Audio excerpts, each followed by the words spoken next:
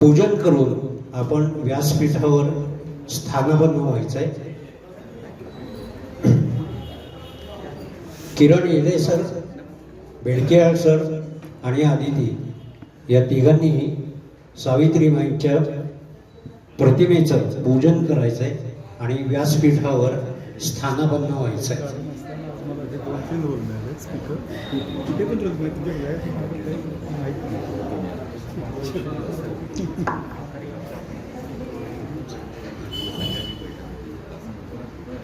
जगणे सुंदर होताना या कविता संग्रहाचं प्रकाशन आज या सभागृहामध्ये संपन्न होत आहे आणि मला सांगायला अतिशय आनंद वाटतो की आदिती काळमेघ यांचा हा दुसरा कविता संग्रह आणि त्यांचा तिसरं पुस्तक आहे ते पालकत्वाविषयीचं आहे. त्यामुळं 3 पुस्तकांसह आदिती काळमेघ आपल्या सर्वांसमोर सादर होत आहेत आणि या कार्यक्रमामध्ये आपल्याला कवितांविषयीचं भाष्य आणि बरंच काही ऐकायचं आहे. कृपया बेडकेआळ सर, येले सर आणि आदिती यांनी व्यासपीठावर यायचं आहे.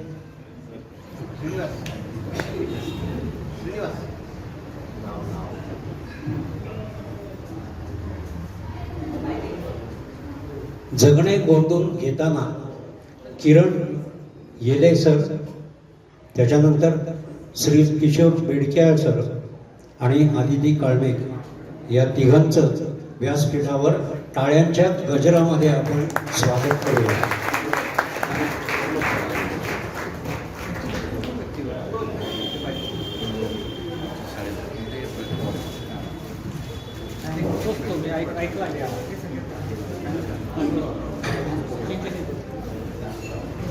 सगळ्यात पहिल्यांदा सांगतो, सगळे घरचे लोक आहेत आणि हा सगळा घरचा कार्यक्रम आहे. त्यामुळं या कार्यक्रमामध्ये औपचारिकतेपेक्षा आपलं सर्वाधिक महत्त्व हे अनौपचारिकतेला जास्त असेल. त्यामुळं क्या बात आहे. या संपूर्ण कार्यक्रमामध्ये मला आदिती काळमेघ यांचं मनोगत, त्यानंतर प्रकाशन, त्यानंतर येले सरांचं मनोगत आणि त्यानंतर बेडकेआळ सरांचं मार्गदर्शन हे आपल्याला लाभणार आहे. सगळ्यात पहिल्यांदा सांगतो, म्हणजे सुरुवात माझ्या कवितेनेच करतो आणि 15 ऑगस्ट आता नुकताच झाला आणि 15 ऑगस्ट हा आदिती आणि अमित यांचा वेडिंग ॲनिव्हर्सरीचा दिवस असतो. आता वेडिंग ॲनिव्हर्सरी म्हटलं की आपल्याला अनेक गोष्टी आपल्या नजरेत येत राहतात. तर त्याच्यामधली एक छोटीशी कविता आहे, पण ती अतिशय समर्पक आहे असं मला वाटतं, म्हणून त्या कवितेने मी सुरुवात करतो. तुझ्या माझ्या सहजीवनाचा षडच अद्याप लागायचा आहे. तुझ्या माझ्या सहजीवनाचा षडच अद्याप लागायचा आहे. जपून ठेव कोमल गंधार तुझ्या सुरेल गळ्यातला. जपून ठेव कोमल गंधार तुझ्या सुरेल गळ्यातला. मी समेवर अद्याप यायचा आहे. असं समेवर येणं जे असतं, ती साधता येणं या कवितेमधून, या सहजीवनामधून आपल्याला दिसून येतं. म्हणून जगणे गोंधून घेताना हे गोंधण जे आहे ना, ते गोंधून घेणं म्हणजे परमनंट मार्क तुमच्या स्वतःवर, आयुष्यावर आणि जगण्यावर हा फार महत्त्वाचा आहे. आता बऱ्याचदा असं होतं की आदिती विषयी जर बोलायचं म्हटलं तर मी असा प्रश्न केला की काय बोलाल यांच्याविषयी, काय बोलाल. हा प्रश्न अगदी साधा वाटतो, पण त्याच्यामध्ये तुमचं आयुष्य उलगडून जातं. त्याच्यामध्ये आदितीच्या लेखनामध्ये सामाजिक विचार हा सर्वात केंद्रस्थानी आहे. म्हणजे ती कोणतीही कृती करत असेल, कोणतीही ॲक्टिव्हिटी करत असेल, तिनं मेडिकल प्रॅक्टिस पण चालू आहे, प्लस PhD अशी डबल डॉक्टरेट असलेली ही व्यक्ती आहे. त्यामुळं ती काय करेल, जे काही करेल ते पूर्णपणे जीव ओतून, लालित्यपूर्ण आणि अत्यंत डिसेंट पद्धतीने जे करायचं आहे ते आदिती करत असते. आता याच्यामधला सगळ्यात महत्त्वाचा मुद्दा जो आहे तो संवेदनशीलतेशी रिलेटेड आहे. माणूस संवेदनशील असल्याशिवाय कविता लिहू शकत नाही. किंवा मी कविता लिहिली पण मी तेवढा काही संवेदनशील नाही आहे बरं का, असं कधी होत नाही. त्यामुळं संवेदनशीलता ही स्वतःच्या मेडिकल प्रॅक्टिसमध्ये, लिहिण्यामध्ये, व्यक्त होण्यामध्ये जिथं तिथं आपली संवेदनशीलता ही आदितीच्या वागण्यात आणि बोलण्यात आपल्याला दिसून येते. तिसरं महत्त्वाची गोष्ट म्हणजे आत्मसन्मान जपणारी व्यक्ती म्हणून आदितीकडे पाहायला पाहिजे.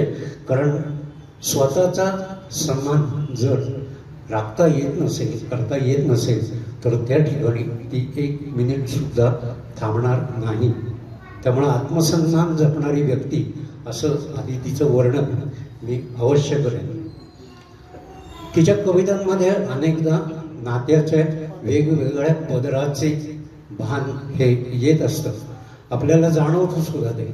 पण ही नाती जपताना आपल्याला जे साध्य करायचं आहे म्हणजे एक चांगला माणूस, संस्कारशील माणूस म्हणून जगायचं आहे आणि आपली संवेदनशीलता जोपासत, सामाजिक वास्तवाचं भान राखत आपल्याला पुढं जायचं आहे हे तिला 100% कळलेलं आहे. आणि सगळ्यात महत्त्वाचं ती अतिशय स्पष्ट होती. त्यामुळे एखादी गोष्ट नाही आवडली तर दुनियेला आवडते म्हणून मी टाळ्या वाजवेन असं तिच्या बाबतीत कधी घडणार नाही. त्यामुळं एक चतुरस्त्र व्यक्तिमत्व म्हणजे ती नाटकं स्वतः अरेंज करते, नाटकांचे ग्रुप्स असतात, त्याचे प्रयोग इथंच दैवज्ञमध्ये होतात. त्यानंतर कविता लेखन, पालकत्वावर तिची व्याख्यानं आणि जे काही करायचंय ते जीव ओतून करायचं हे तिला चांगल्या पद्धतीने माहिती आहे. आणि ती गिफ्ट्स वगैरे काही घेत नाही बरं का, म्हणजे हे फार महत्त्वाची गोष्ट आहे. पण आपण जे म्हणतो की कवितेमध्ये संवेदनशीलता सगळ्यात महत्त्वाची आणि त्या संवेदनशीलतेची उदाहरणं आपल्याला या जगणे गोंधून घेतानामध्ये दिसून येतात. कॅलेंडर टांगलेलंच असतं, कॅलेंडर टांगलेलंच असतं सगळ्यांच्या घरात, कॅलेंडर टांगलेलंच असतं सगळ्यांच्या घरात. पण त्या निमित्ताने प्रत्येकाची काही ना काही स्वप्नही टांगलेली असतात. पण त्या निमित्तानं प्रत्येकाची काही ना काही स्वप्नही टांगलेली असतात आणि हेलकवत राहतात ही स्वप्न आशा निराशेच्या हिंदोळ्यावर. अशी स्वप्न बघणारी एक सुंदर कवयित्री आणि तिच्या या पुस्तकाचं प्रकाशन आज आपण करतो आहोत. त्यासाठी किशोर बेडके सर आणि किरण येले सर हे आवर्जून उपस्थित आहेत. आणि सगळ्यात महत्त्वाचं म्हणजे या संपूर्ण कार्यक्रमामध्ये आपल्याला जे साध्य करायचं आहे ते कवितेचे 2 शब्द इकडनं घेऊन तिकडं द्यायचे, म्हणजे या कविता संग्रहाचं आपल्या संग्रहामध्ये ठेवायचं. या कविता संग्रहाची रोजची किंमत ही 180 आहे. आजच्या प्रकाशनाच्या दिवसानिमित्त ते 150 रुपयामध्ये आपल्याला उपलब्ध होणार आहे. त्याचा लाभ कार्यक्रम झाल्यावर सगळ्यांनी घ्यावा ही नम्र विनंती. आता सगळ्यात महत्त्वाचं येत आहे ते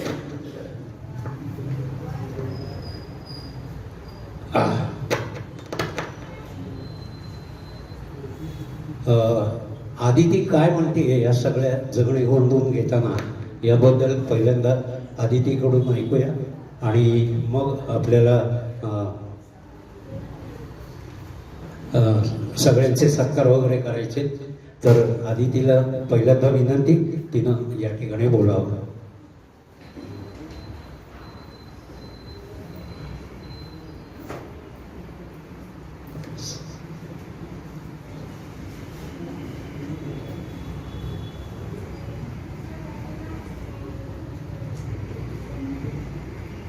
नमस्कार.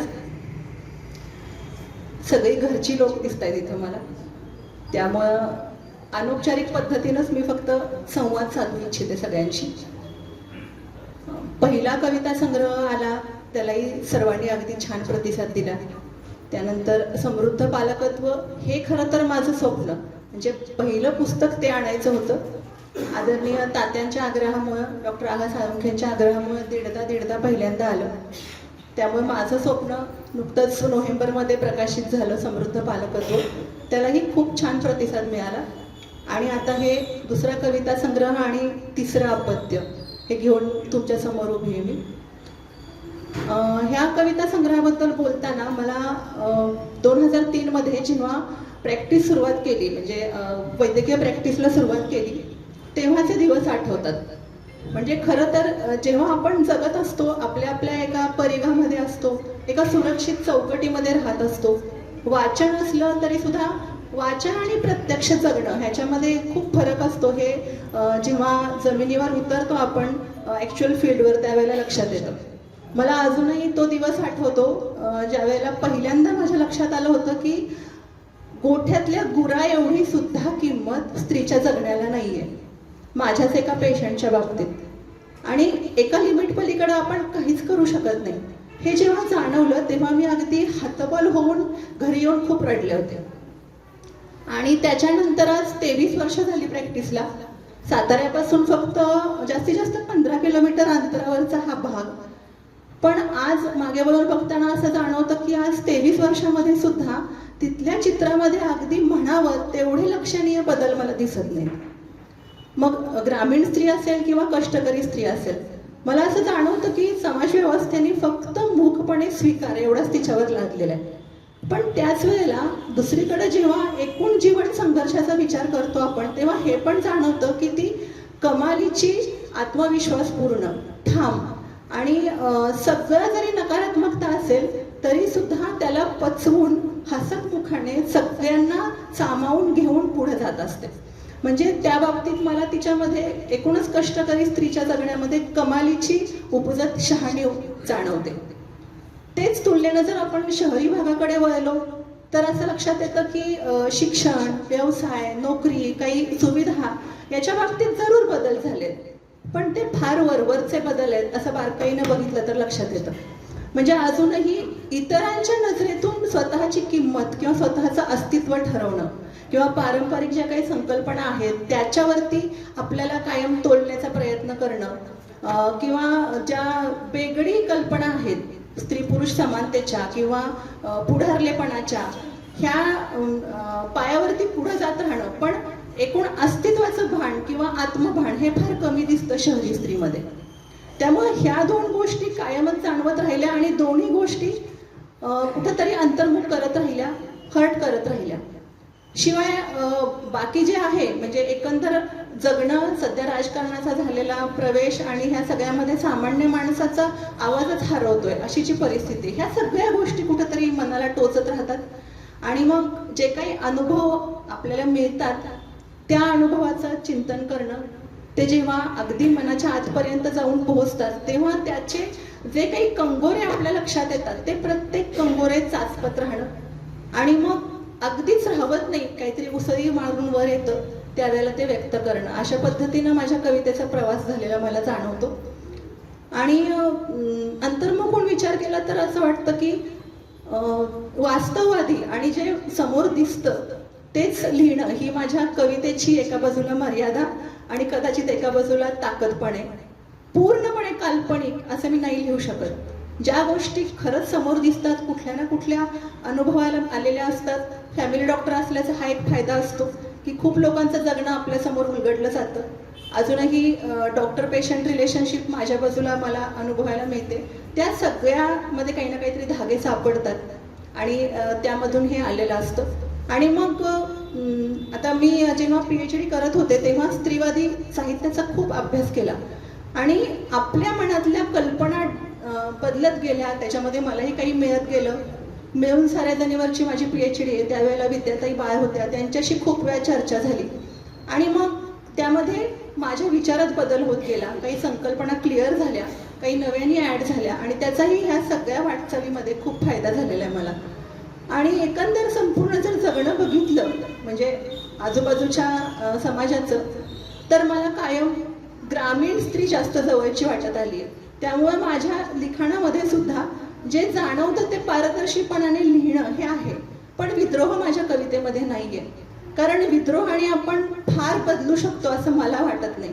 सगळ्यांना सामावून घेऊन हळूहळू त्यांना जीव लावत, त्यांच्या पोटात शिरत, आपल्या संकल्पना, आपली मतं त्यांना पटवून देत पुढे जाऊ शकतो असं मला प्रामाणिकपणे वाटतं. आणि मला ह्या 23 वर्षांच्या वाटचालीमध्ये जे काही असे अनुभव मिळाले त्यांनी मला खूप मनातून आनंद दिलाय, समाधान दिलंय आणि माझं जगणं खरोखर समृद्ध झालंय.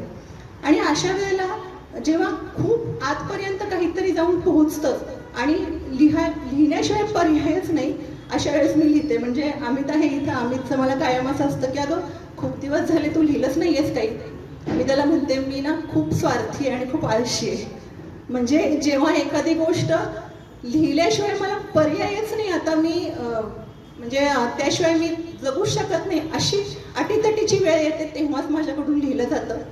आणि त्या सगळ्या लिहिण्याचा मला आतून आनंद व्हावा लागतो, हा माझा स्वार्थ आहे. तो जेव्हा होतो त्यावेळेला माझ्या दृष्टीने ते मी छान लिहिलेलं असतं. मग ते इतरांना काय वाटतं ह्याच्याशी मला फार देणं घेणं राहत नाही. त्यामुळं त्या अर्थानं मी आळशी आणि स्वार्थी आहे. आणि ज्या वेळेला असं आतमध्ये काहीतरी उमटतं त्यावेळेला ती कविता आपला आपला असा फॉर्म घेऊन येते.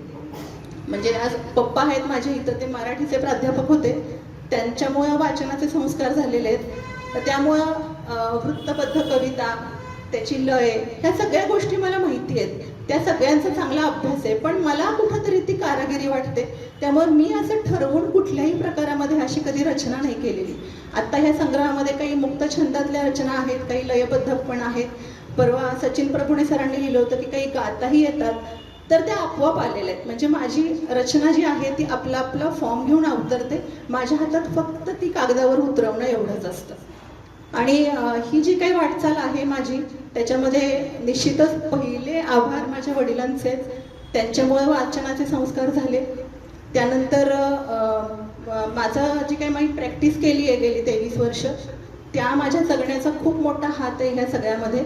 आणि जे काही असेल म्हणजे सामाजिक काम करताना किंवा व्यवसाय करताना किंवा आता पालकत्वाचं काम करताना जे काही परीघ माझ्या दृष्टिक्षेपाला येत राहिला त्यावर जास्तीत जास्त खोलवर चिंतन करत ह्या प्रकारे माझं सगळं लेखन झालेलं आहे. आत्ता हा जो संग्रह आपल्यासमोर येतोय त्याच्या कवितांचं खरं तर सिलेक्शन करण्यामध्ये मला आपल्या किशोर बेडके हा सरांनी खूप मदत केली आहे. हे मला खूप माझं भाग्य वाटतं की एवढ्या थोर व्यक्तीनं ह्यामध्ये लक्ष घातले. इस्लामपूरचे चित्रकार आहेत अनवर हुसेन, त्यांनी ह्याचं खूप सुंदर मुखपृष्ठ करून दिलं. तर श्रीकांत देशमुख आहेत नांदेडचे, त्यांची तशी माझी काही ओळख नाही, पण मी त्यांना फेसबुकवरून संपर्क केला, त्यानंतर कविता पाठवल्या. त्यांनी अगदी स्पष्टपणे सांगितलं जर मला आवडलं तर मी लिहीन. आणि इतके कमी बोलणारे होते की मला पुढे एक वाक्य सुद्धा बोलायची हिंमतच नाही झाली. म्हटलं मी DTP पाठवू का? नाही म्हणाले काही गरज नाही, PDF पाठवा. आणि किती दिवसात द्याल किंवा किती वेळ वाट बघू हे पुढं बोलायची माझी हिंमत नाही झाली. इतक्या तटकन त्यांनी हे केलं. पण मला अगदी सरप्राईजिंगली 4 दिवसात त्यांनी मला ब्लर्ब लिहून पाठवला. वंदना बोकेल कुलकर्णी यांनी त्यांना मी सहज विचारलं की तुम्ही लिहाल का ह्याची प्रस्तावना, तर त्यांनी 1-2-3 महिन्यामध्ये मला प्रस्तावना लिहून दिली.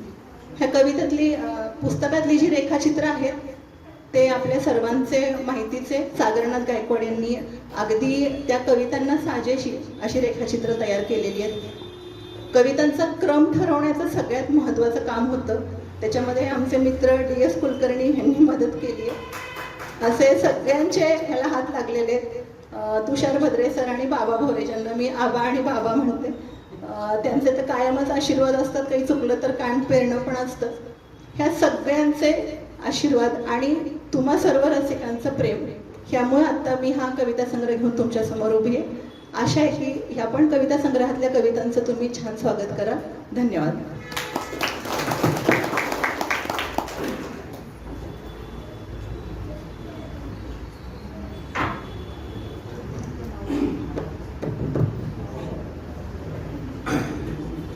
कार्यक्रमाच्या पुढच्या भागामध्ये आपण वळतो आहोत आणि त्यामध्ये आजच्या पाहुण्यांचा सत्कार आधी आम्ही करणार आहे. त्यामध्ये हा मावशी येणार आहे. येस. सगळ्यात महत्त्वाचं म्हणजे आपण जे म्हणतो की श्रमाला प्रतिष्ठा दिली जात नाही आणि आपलं जीवन जगत असताना आपल्या आजूबाजूला अनेक श्रमकरी हे आपलं जीवन सुसह्य करण्यासाठी झटत असतात. प्रत्येक वेळेला कोणीतरी नामांकितच पाहिजे व्यासपीठावर यायला अशी गरज नसते. त्यामुळं श्रमाला प्रतिष्ठा देण्याचा एक आगळा वेगळा उपक्रम या ठिकाणी आदितीने केलेला आहे आणि त्यामध्ये आजच्या पाहुण्यांचे सत्कार हे 2 अशा व्यक्तींच्या हस्ते होणार आहेत की त्या या दैवज्ञाच्या कर्मचारी आहेत आणि त्या व्यासपीठावर येतील आणि पाहुण्यांचं स्वागत आणि सत्कार या ठिकाणी करतील. त्यामध्ये सगळ्यात पहिला सत्कार किरण येले यांचा होईल. त्यासाठी पूनम मावशी यांना मी विनंती करतो त्यांनी व्यासपीठावर यायचं आहे आणि किरण येले यांचा सत्कार या ठिकाणी करायचा आहे. त्यामध्ये भेटवस्तू फुलं आणि हे आहे.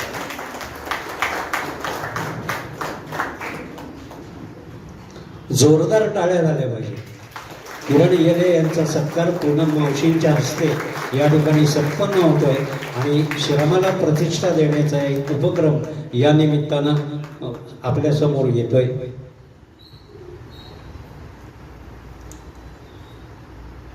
यानंतर आदरणीय किशोर बेडकेळ सरांचा सत्कार संध्या मावशी यांना नम्र विनंती आहे की त्यांनी व्यासपीठावर यायचंय आणि बेडकेळ सरांचा सत्कार या ठिकाणी करायचा आहे. याही दैवज्ञाच्याच कर्मचारी आहेत आणि त्या अव्याहतपणे आपल्या सर्वांच्या सेवेमध्ये रमलेले असतात. हे आपल्यासाठी सगळ्यात महत्त्वाचं आहे.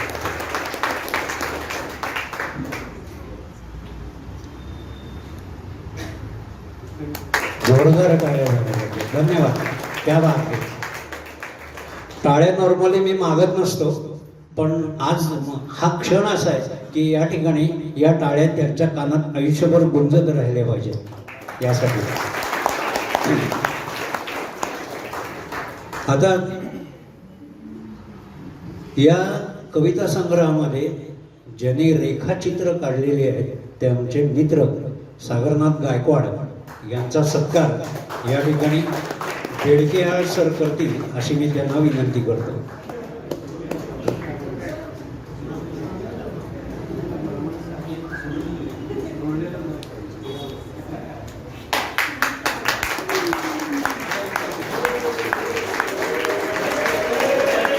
जोरदार.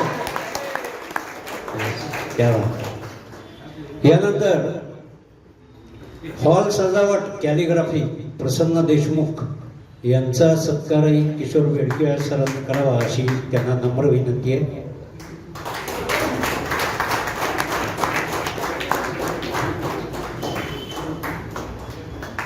आणि पुढचा नंबर आहे बाळासाहेब कचरे यांचा.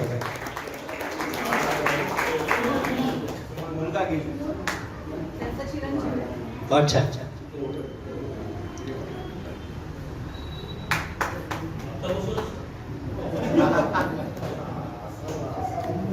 ही निमंत्रण पत्रिका जी आपल्याकडे आली आहे व्हॉट्सअपवर तिथे आणि त्याचे फ्लायर्स वगैरे सगळे बाळासाहेब करत असतात.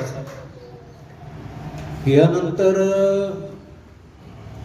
माझं नाव आहे पण ते शेवटी घेऊ आपण. कविता अभिवाचक रवीना गोगवले. मी शेवटी येतो ना, ठीक आहे. रवीना गोगवले यांचा सत्कार किरण येले यांच्या हस्ते व्हावा अशी नम्र विनंती आहे.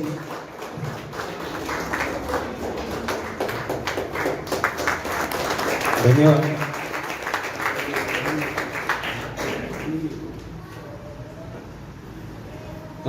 विजय मोरे या विजय मोरे यांचा सत्कार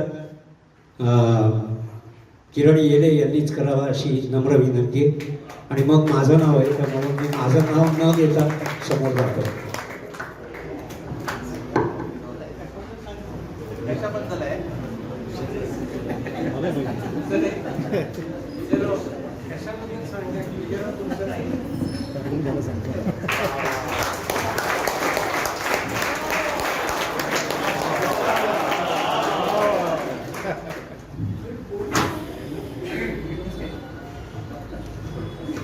तर हे सगळं झालं आणि आता सगळ्यात महत्त्वाचं आहे ते प्रत्यक्ष प्रकाशन. ज्या क्षणासाठी आपण इथं आलेलो आहोत ते म्हणजे त्या गेल्याचा बाळाचा जसा आवाज होतो तसा आवाज या सभागृहात तर होणार नाही. पण कारण प्रत्येक पुस्तक हे लेखकाचं अपत्य असतं आणि त्याला अपत्य जन्माची उदाहरण हे कायम दिलं जातं. त्यामुळं या पुस्तकाचं प्रकाशन आता या ठिकाणी होईल. त्यामध्ये आदिती बेडकेळकर, किरण येले या तिघांच्या हस्ते या ठिकाणी प्रकाशन होईल. अमित तुम्ही पण या.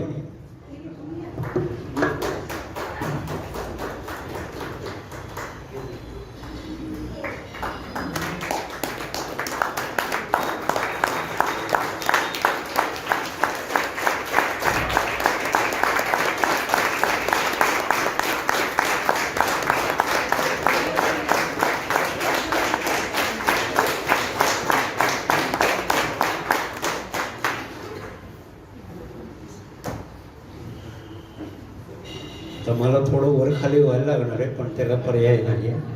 तर झाझेन ग्रुपचे आपले DS आणि बाबा तुषार सॉरी आपण व्यासपीठावर यावं आणि आपली औपचारिकता पूर्ण करावी.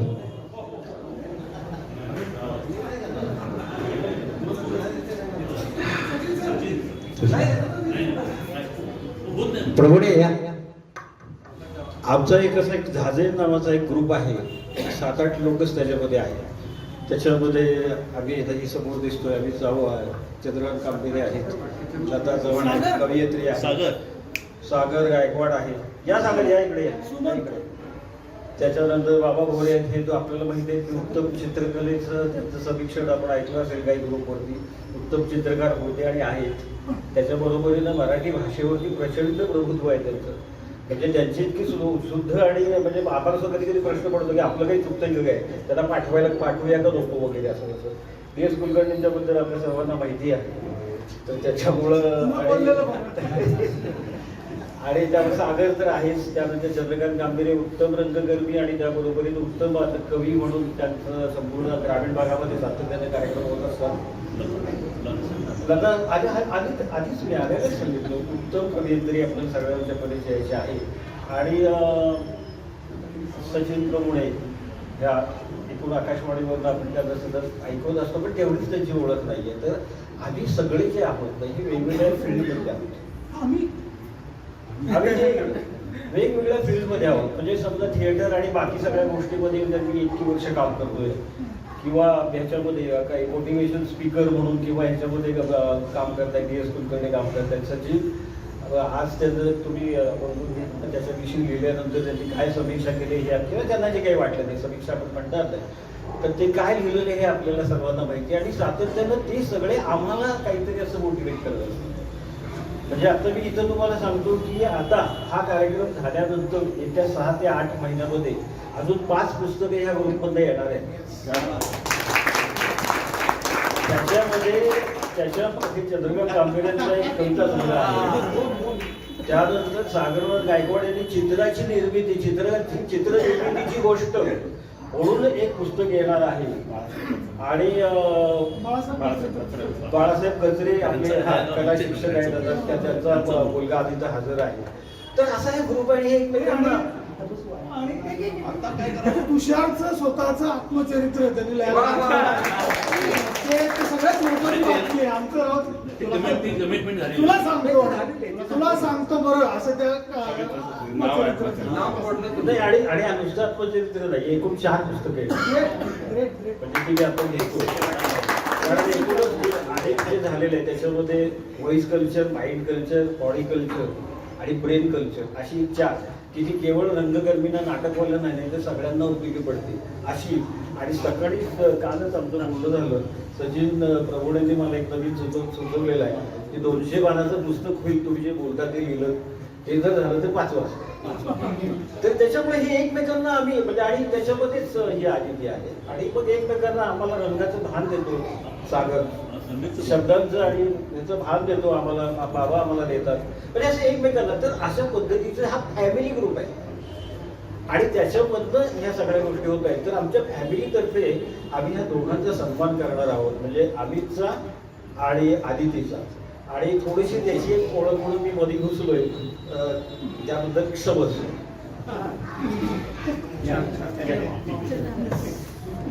झाझेल ग्रुपच्या वतीने हा सत्कार या ठिकाणी होतोय. आपल्या सुहृदांचा कार्यक्रम अनौपचारिक असला तरी मी मागाशी म्हटलं तसं औपचारिकता पूर्ण करतायत. धन्यवाद आणि जोरदार टाळ्या झाल्या पाहिजे यावेळेसाठी.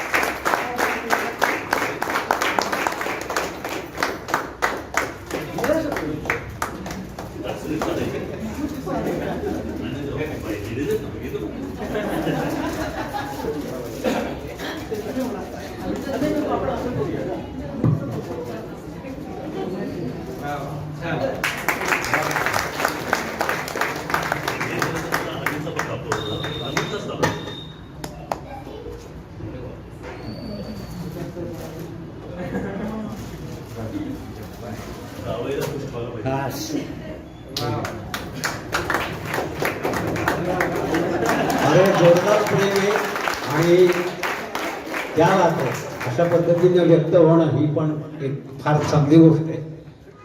कविता जी असते ती अशा क्षणांमध्ये असते, हे मला अतिशय सांगायला आवडतं. आणि हे क्षण आयुष्यभर जपणं म्हणजे खरी खरी कविता जगणं हे असतं. आता पोहोचलोय आपण एकमेकींना वेळेवर औषध घ्यायला बजावण्याच्या वयापर्यंत. आता पोहोचलोय आपण एकमेकींना वेळेवर औषध घ्यायला बजावण्याच्या वयापर्यंत. अशा किती कविता विरत असतील ना ग काळाच्या पटलावर. अशा किती कविता विरत असतील ना ग काळाच्या पटलावर. कागद आणि पेन असेल तरच लिहिली जाते कविता, असं थोडंच आहे. कविता ही अशी असते, या क्षणांमध्ये असते.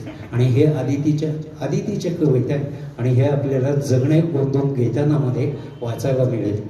कविता परत वाचतो, याच्यानंतर कवितांचं अभिवाचन आहे.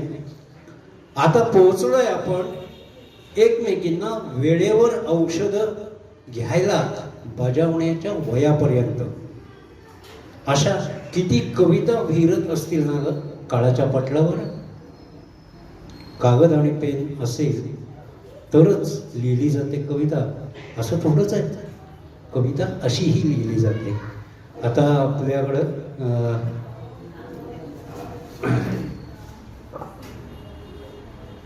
रवीना गोगावले या जगणे गोंधून घेताना या पुस्तकातील 3-4 कवितांचं अभिवाचन करणार आहे. ते आपण शांतपणे ऐका. धन्यवाद.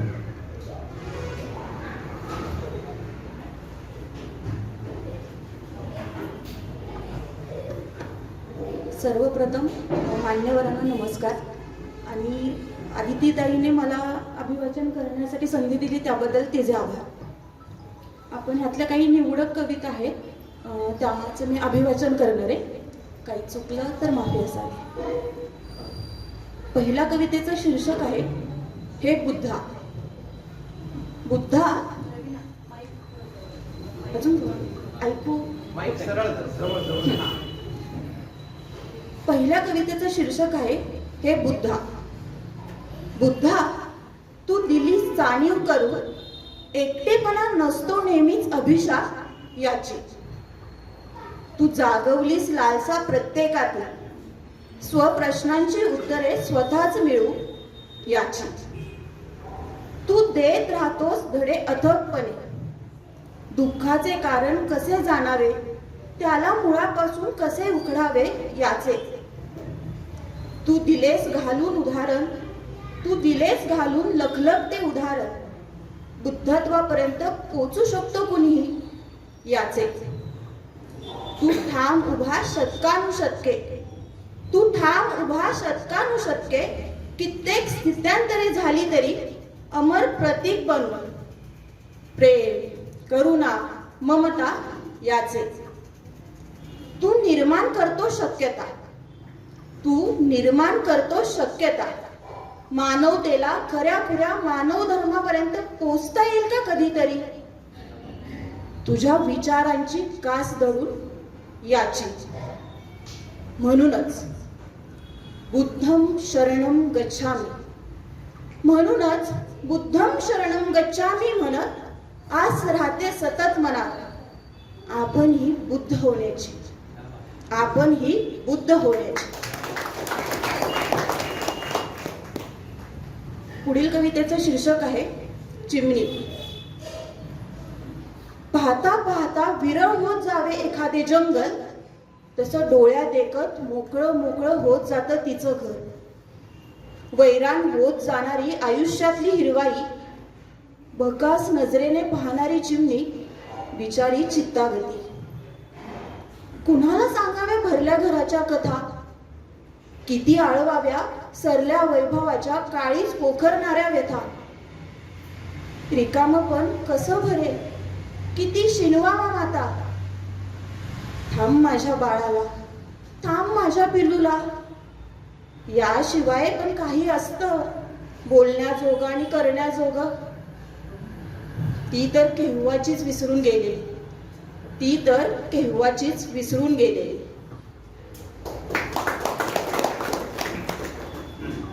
यापुढील कविता आहे गुलमोहर.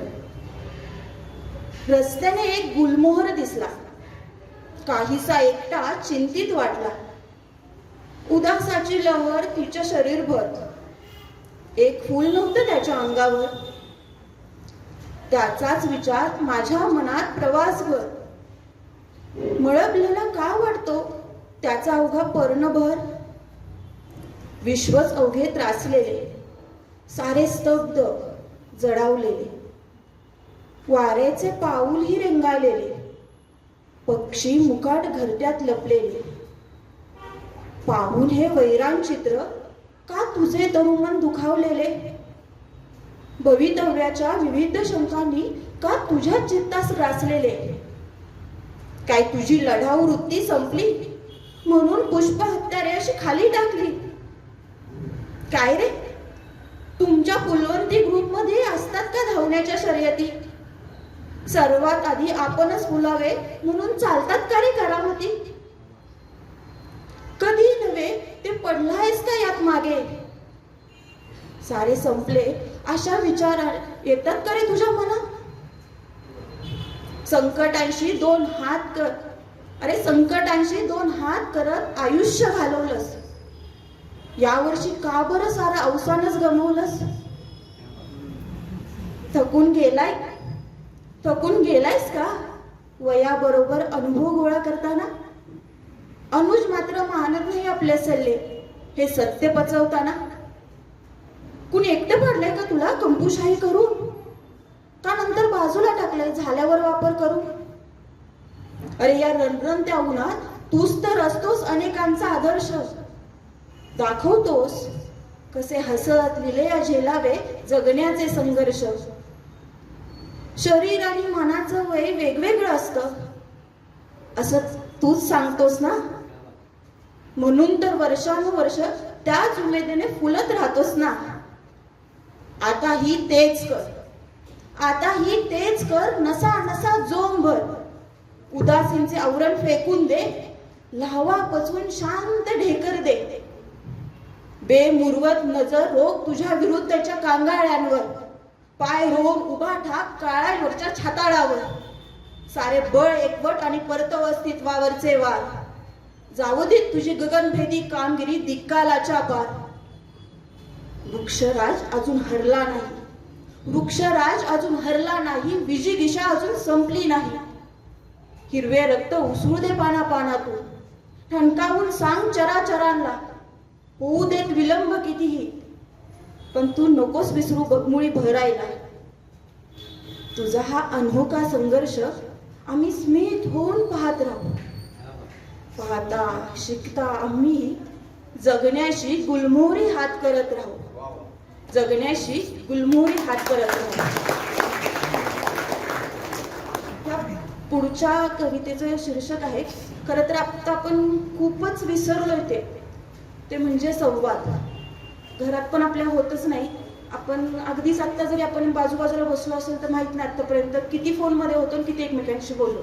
माझ्या बाजूला कोण बसले तर ओळखीचे पण ठीक आहे, तुम्ही सगळे ओळखीचे बसले म्हणून, पण अनोळखी कार्यक्रमांना गेलो तरी खूप म्हणजे अगदी शेवटी कार्यक्रम संपल्यानंतर ओळख होते एकमेकांची. त्यामुळं खूप छान कविता ही संवाद. संवाद असायला हवा सतत, संवाद असायला हवा सतत, कधी माणसांचा माणसांशी, मायेने रागाने द्वेषाने धीराने लबाडीने कपटाने, कसाही असो पण संवादांचा पूल असावाच असावा, म्हणजे वाहत राहील माणसातले माणूसपणी. संवाद असायला हवा कधी माणसांशी झाडांशी, मग शिकवतील ती वैरागी वृत्तीने ऋतू बदल कसे स्वीकारावे. संवाद असायला हवा कधी माणसांनी पक्ष्यांशी, म्हणजे उघडतील ते गुपित कशा वाचता येतात त्यांना पानांच्या रेषा. संवाद साधायला हवा कधी ढगांशी वाऱ्यांशी आकाशाशी फुलपाखरांशी धरतीशी सागराशी, म्हणजे वाढेल शक्यता जीवनात नैसर्गिकता येण्याची.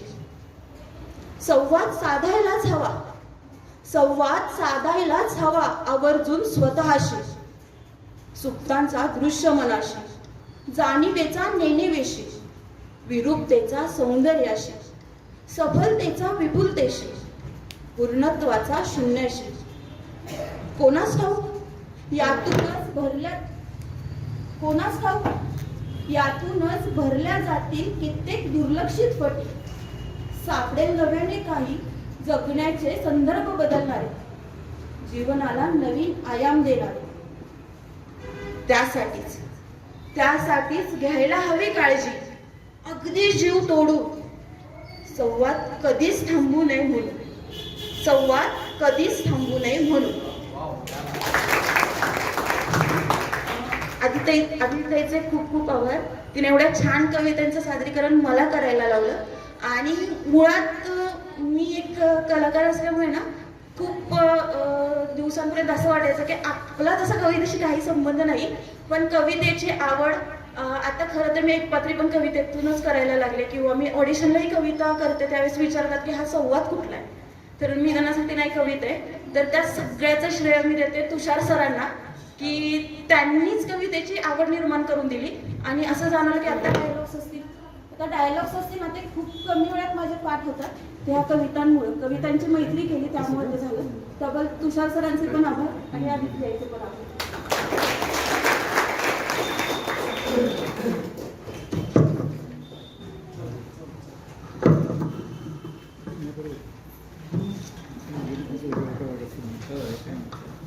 हॅलो.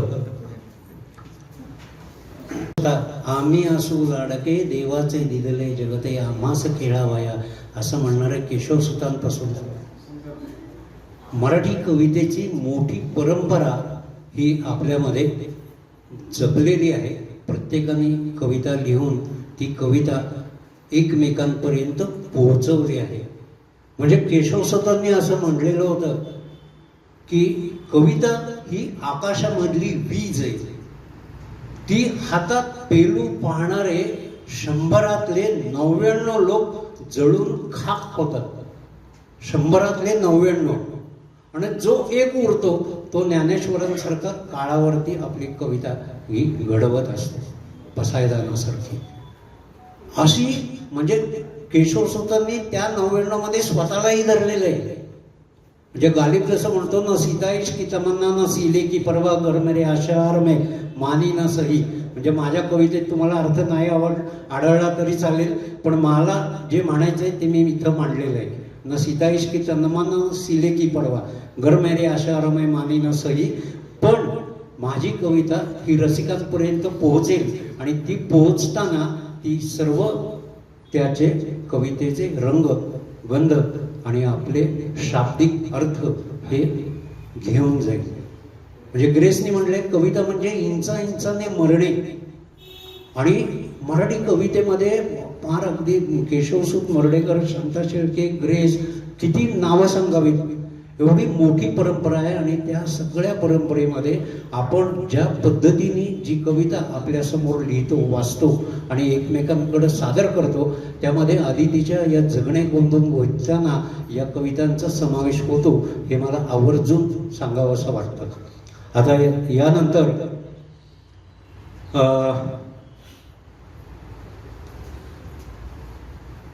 किरण येले यांचा परिचय मला करून द्यायचा आहे, कारण ते बोलणार आहेत आणि त्यानंतर बेडकेळ सर बोलतील. तर किरण येलेंबद्दल बोलायचं झालं तर महाराष्ट्रातलं एक नामांकित कवी म्हणून त्यांच्याकडे आपण पाहतो. आणि त्यांच्याबाबत सांगायचं म्हटलं तर रही है वैसी जगह चल कर जहाँ कोई ना हो, रही है वैसी जगह जहाँ चल कर जहाँ कोई ना हो, हम सुखद कोई ना हो, हम जबा कोई ना हो. गालिबची ओळ आहे, त्यांच्या फेसबुक वॉलवरती ती दिसते आणि ती त्यांची आयडेंटिटी आहे. कारण रही है अब ऐसी जगह चल कर जहाँ कोई ना हो, कुणीही जवळपास नकोय अशा ठिकाणी मला घेऊन चल. हम सुखद कोई ना हो, मित्र नको, हम जबा कोई नको, माझी भाषा बोलणारही कोणी नको. अशा एकांतामध्ये राहून ज्या कवीला आपली कविता लिहायची आहे आणि ती समोर तुमच्या आणायची आहे, अशा पद्धतीचा हा कवी आहे. आणि अत्यंत कमी काळामध्ये महाराष्ट्राच्या कानाकोपऱ्यातल्या अनेक कवी संमेलनांमध्ये किरण येले यांच्या कवितांचं रूप हे उलगडलं गेलेलं आहे. चौथ्यांच्या कविता, बाईच्या कविता, मोराची बायको, तिसरा डोळा, डोळा बरं का, डोळा नाही, तिसरा डोळा, प्लॅटफॉर्म नंबर 9 आणि जागो मैं खुद हूँ असं एक नाटक, त्याला उत्कृष्ट राज्यसंहितेचा पुरस्कार आहे. तर या किरण येलेंच्या बाबतीत सांगायचं झालं तर लोकमत न्यूज 18 महाराष्ट्र गौरव पुरस्कार त्यांना मिळालेला आहे, त्यासाठी जोरदार टाळ्या झाल्या पाहिजे.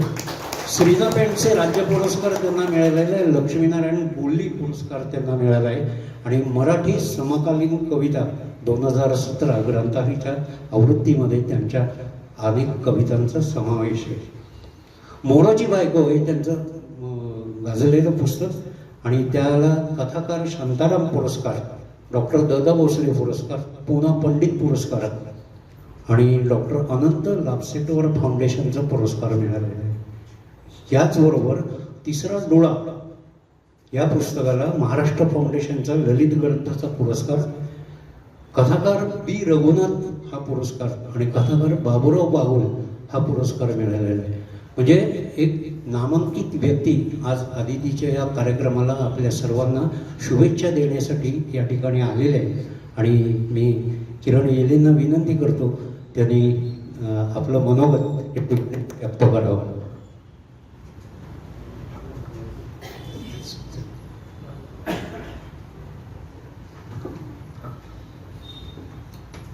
बोलताना खाली उतरलेलं चांगलं.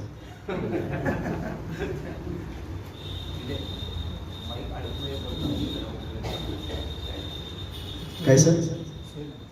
ओके. धन्यवाद. आदरणीय मंचावर किशोर बेडके सर आणि यांच्या कविता संग्रहाचं प्रकाशन होत आहे त्या डॉक्टर अदिती काळमिक अदिती काळमेघ यांना शुभेच्छा. किशोर बेडकेआळ सरांना चरण स्पर्श. आणि जे मगापासून खूप चांगल्या खर्जाच्या आवाजात सूत्रसंचालन करत आहेत त्या वारुंजकर सरांना खूप कौतुक आणि अप्रूप. म्हणजे असा आवाज मला असता तर असं वाटत असतं. वा वा वा असं मला दाद त्यांच्या नावासाठी मिळते. वा वा. तर खरं तर आदित्यताईंनी जेव्हा मला विचारलं की तुम्ही याल का, तर मी हो म्हटलं. छान आहेत त्यांच्या कविता आणि त्या खूप चांगलं सादरीकरण करत असतात. त्यामुळे मला वाटलं की हां त्यांच्या कवितांवर बोलावं. आणि अनायासे माझं या ठिकाणी थोडंसं काम होतं उद्या, म्हटलं जाता जाता ते होऊन जाईल. पण जेव्हा त्या म्हणाल्या की डॉक्टर किशोर बेडकेआळ सर प्रमुख पाहुणे आहेत, तेव्हा मला घाम फुटला आणि मी म्हटलं यांच्यासमोर कसं उभं राहावं. कारण इतकं उत्तुंग व्यक्तिमत्व आहे. खरं सांगायचं तर ही काही तोंडपूजा नाही आहे. माझा परिचय नव्हता तेव्हा त्यांनी तिसरा डोळा वाचला आणि एक फोन आला मला अमेरिकेवरून. आणि मला वाटलं की कसं काय अमेरिकेवरून 2-3 वेळा कट केल्यानंतर त्यांनी फोन केला की असं असं तुमचं महाराष्ट्र फाउंडेशनसाठी निवड झालेली आहे आणि तुम्हाला निवड समिती फोन करेल, चर्चा करेल, जाणून घेईल तुमचं काय आणि त्यानंतर आम्ही निर्णय घेऊ. ठीक आहे म्हणजे. आणि मी विसरून गेलो. आणि नंतर एक फोन आला किशोर बेडकेआळ सरांचा आणि मी घाम फुटला मला. मी बोलू शकलो नाही. आणि मला पुरस्काराचं तसं काही हे नाही, कारण मी स्वतःला लेखक मानत नाही. माझं वेगळं आहे, थोडीशी फील्ड आणि साईड वेगळी आहे. पण त्यांनी जी चर्चा केली आणि त्यानंतर अनेकांनी चर्चा केली, त्यांना डिक्लेअर केल्या, निवड समितीने जाहीर केल्यावर मग इथले प्रमोद कोपर्डे सर, रामकली पावसकर, अनेकांनी, राहुल तांबोळी आहेत, बाबूराव शिंदे आहेत, हे सगळे सतत चर्चा करत राहतात. ही मोठी माणसं आहेत. डॉक्टर राजेंद्र माने आहेत. हे या साताराचं संचित आहे त्यांचं. मला खूप कौतुक वाटलं की आमच्याकडे मुंबईत पुण्यामध्ये असले कार्यक्रम की माणसं बोलवावी लागतात. इथे इतके ओढीने येतात. आणि मी मगाशी बेडकेआळ सरांचा जी बोलतो की इथे फक्त वाचत नाही. म्हणजे आमच्याकडे मुंबई पुण्यात काय होतं, माणसं वाचतात आणि त्यांना बोलायला सांगितलं तर बोलता येत नाही. इथे वाचतात, चर्चा करतात आणि सांगतात याच्यामध्ये काय करता येईल आणखी किंवा काय, हे असे चर्चा आमच्यात राहुल तांबोळी, बाबूराव शिंदे यांच्याशी खूप वेळा होत असते, सतत होत असते. डॉक्टर राजेंद्र माने आहेत. आणि हे मला गोष्ट खूप महत्त्वाची वाटते. ही इतकी माणसं आसपास असणं हे तुम्हा सर्वांचं सुदैव आहे. आमच्याकडे अभावानं आहे. तुषार भद्रे सर आहेत, त्यांच्या कवितांचं वाचन त्यांनी केलेलं इतकं ज्येष्ठ नाट्यकर्मी आहे. ही सगळी माणसं सतत आसपास असणं, आपल्या संवादाच्या परिघात असणं, हे एक दैवी कृपा आहे असं तुमच्यावर असं मला वाटतं. आमच्याकडे ते दुर्दैवाने होत नाही. आमच्याकडे वाचतात लोक आणि भेटल्यावर मग हां तुझं वाचलं होतं काहीतरी आणि ते छान होतं. पण काय छान होतं हे विचारलं तर काही आठवत नाही, काही सांगता येत नाही. तर असं महाराष्ट्रातलं एक व्यक्तिमत्व, महत्त्वाचा विचारवंतांच्या यादीत असलेलं नाव, अग्रस्थानी असलेलं नाव या मंचावर आहे. मसाप शाहूपुरी शाखेचे ज्यांच्या जडणघडणीत महत्त्वाचा वाटा आहे ते आहेत. 93वं संमेलन 1993 साली झाल्यानंतर 66वं संमेलनानंतर आता एक पुन्हा संमेलन होते तुमच्या शहरात, सातारा शहरात. याचं मूळ कारण ही सगळी मंडळी आहे. म्हणजे किशोर बेडकेआळ सर असतील, डॉक्टर राजेंद्र माने असतील, बाबूराव शिंदेसारखे वाचक असतील, राहुल तांबोळींसारखे आणि अनेक जण असतील की जी माणसं आहेत म्हणून या शहरात साहित्य संमेलन व्हावं असं त्यांना वाटलं असावं.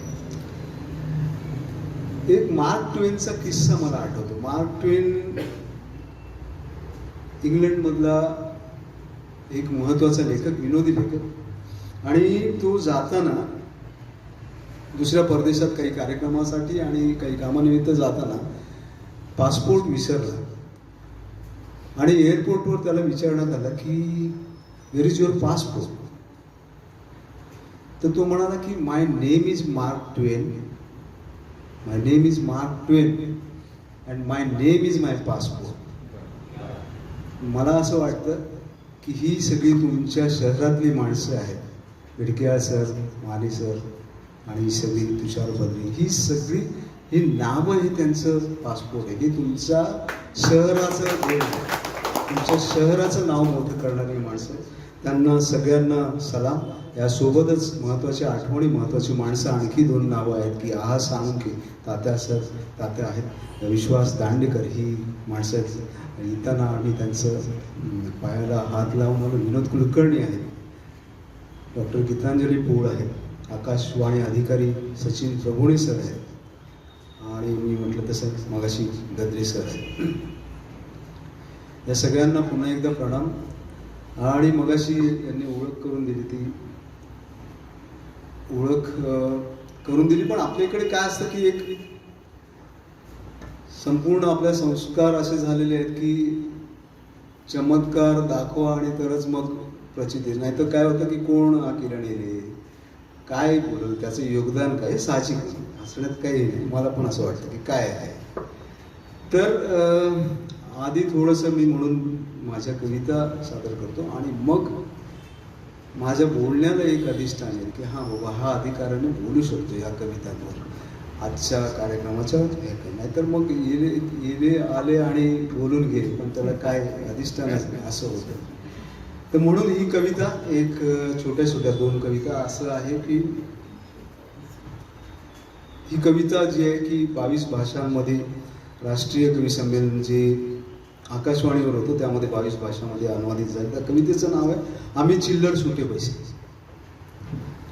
कविता अशी: आम्ही चिल्लर सुटे पैसे भुक्कड, आम्ही चिल्लर सुटे पैसे भुक्कड, तुम्ही बंद्या नोटा पक्कड. आम्ही चिल्लर सुटे पैसे भुक्कड, तुम्ही बंद्या नोटा पक्कड. आमचा नुसताच खडखडाट खडखडाट, आमचा नुसताच खडखडाट खडखडाट, तुम्ही शांत एकत्र स्टॅपल केलेले. आम्ही चिल्लर सुटे पैसे भुक्कड, तुम्ही बंद्या नोटा पक्कड. आमचा नुसताच खडखडाट खडखडाट, तुम्ही शांत एकत्र स्टॅपल केलेले. आमच्यावर चित्र गेंडा बिंडा. सगळ्या नोटांवर बघा चित्र असतात, योजना असतात. सगळ्या नाण्यांवर, नोटांवर असं काही नसतं. ते सामान्य माणसासाठी असतं, गरिबांसाठी असतं, पिचलेल्यांसाठी असतं. आमच्यावर चित्र गेंडा बिंडा, तुमच्यावर गव्हर्नरची सही. आम्ही टीप वेटरला, भिकाऱ्यांना, आम्ही टीप वेटरला भिकाऱ्यांना, तुम्ही पेपर वेट. आमच्यावर चित्र गेंडा बिंडा, तुमच्यावर गव्हर्नरची सही. आम्ही टीप वेटरला, भिकाऱ्यांना, तुम्ही पेपर वेट. आम्ही लोकशाही खिशात मदत डब्यात खडखडा वाजणारी. आम्ही लोकशाही खिशात मदत डब्यात खडखडा वाजणारी, तुम्ही भांडवलशाही सुटकेस मधून पॉश वावरणारी. आम्ही लोकशाही खिशात मदत डब्यात खडखडा वाजणारी, तुम्ही भांडवलशाही सुटकेस मधून पॉश वावरणारी. आमचा आवाज न्यायालयात न पोचणारा, आमचा आवाज न्यायालयात न पोचणारा, तुमची चाल कुजबूज न्यायालयाचा आवाज दाबणार. आमचा आवाज न्यायालयात न पोचणारा, तुमची चाल कुजबूज न्यायालयाचा आवाज दाबणारी. आम्ही रोज जगण्याच्या प्रतीक्षेत मैताच्या अंगावरून जायचं. आम्ही रोज जगण्याच्या प्रतीक्षेत मैताच्या अंगावरून जायचं. तुम्ही लग्नात बारमध्ये उडायचं. सलाम नोटानो सलाम, सलाम नोटानो सलाम. आम्हा चिल्लरांचा तुम्हाला सलाम. त्यातल्या त्यात समाधान फक्त एक, त्यातल्या त्यात समाधान फक्त एक. आम्ही देवळात, देवघरात, पूजेच्या तळीत. आम्ही देवळात, देवघरात, पूजेच्या तळीत. तुम्ही रंगीत माडीवर, त्यांच्या ब्लाऊजमध्ये, शेजेखाली. सलाम.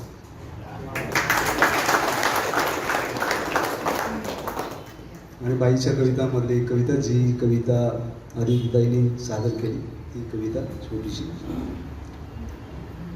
त्याच्या आधी 2-3 कविता की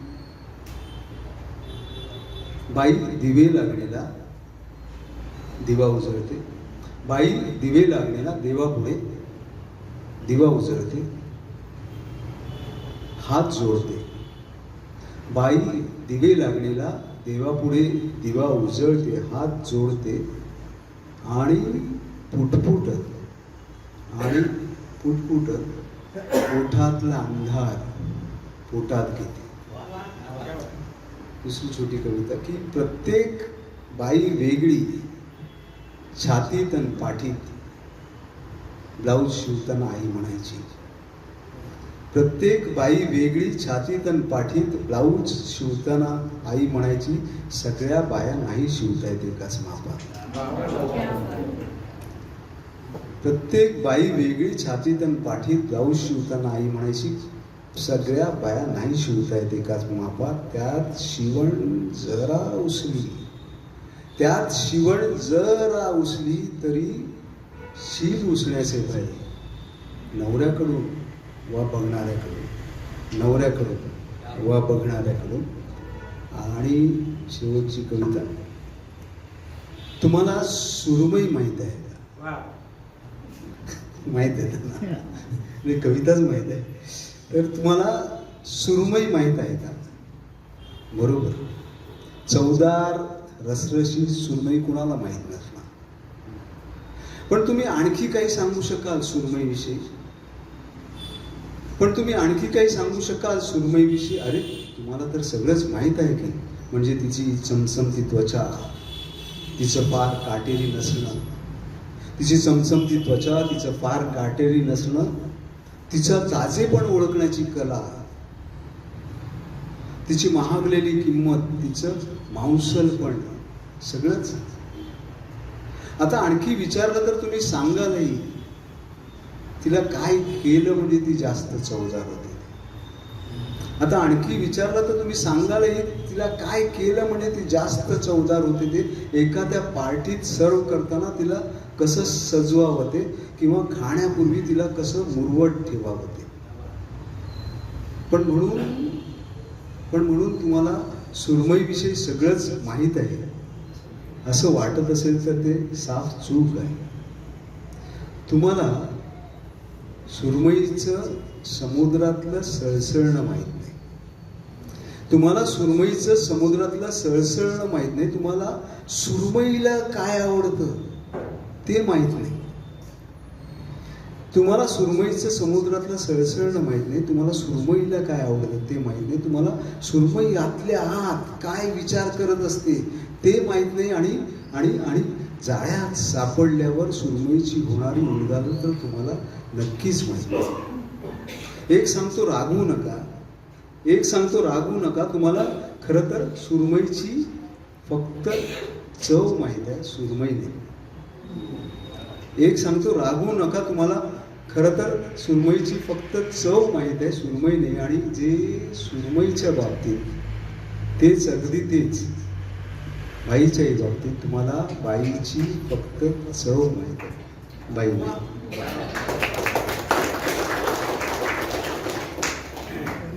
इथे या सगळ्या गोष्टी कनेक्ट करताना मला सांगावं असं वाटतं की या सगळ्या कवितातून एक स्त्री बाईविषयी बोलते आणि ती तिला संपूर्ण समजली आहे असं मला जाणवतं. दोन्ही कविता संग्रह मी वाचले, दीडदा आणि त्यानंतर जगणे गोंधून घेताना. हे नावच इतकं समर्पक आहे की सगळ्या गोष्टी गोंधून घेताना जो त्रास होतो ना, जे गोंधळं ज्याला माहिती आहे त्याला ते माहिती आहे. जगणं गोंधून घेणं इतकं सोपं नाही आहे. ते जगणं गोंधून घेणं जे आहे ना, त्यातून जे त्रास होणार ते गोंधताना होता नंतर ते सजल्यासारखी सृष्टी दिसते.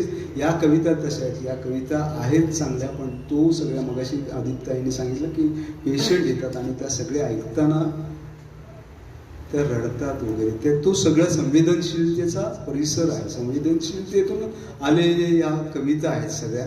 आणि म्हणून त्या अस्सल आहेत, त्या प्रामाणिक आहेत, त्या भाबड्या असतील. काही त्यामध्ये उणिवा असू शकतात, जशा माझ्या कविता संग्रहामध्ये त्या आहेत, पहिल्या आहेत, दुसऱ्या आहेत, तिसऱ्या आहेत.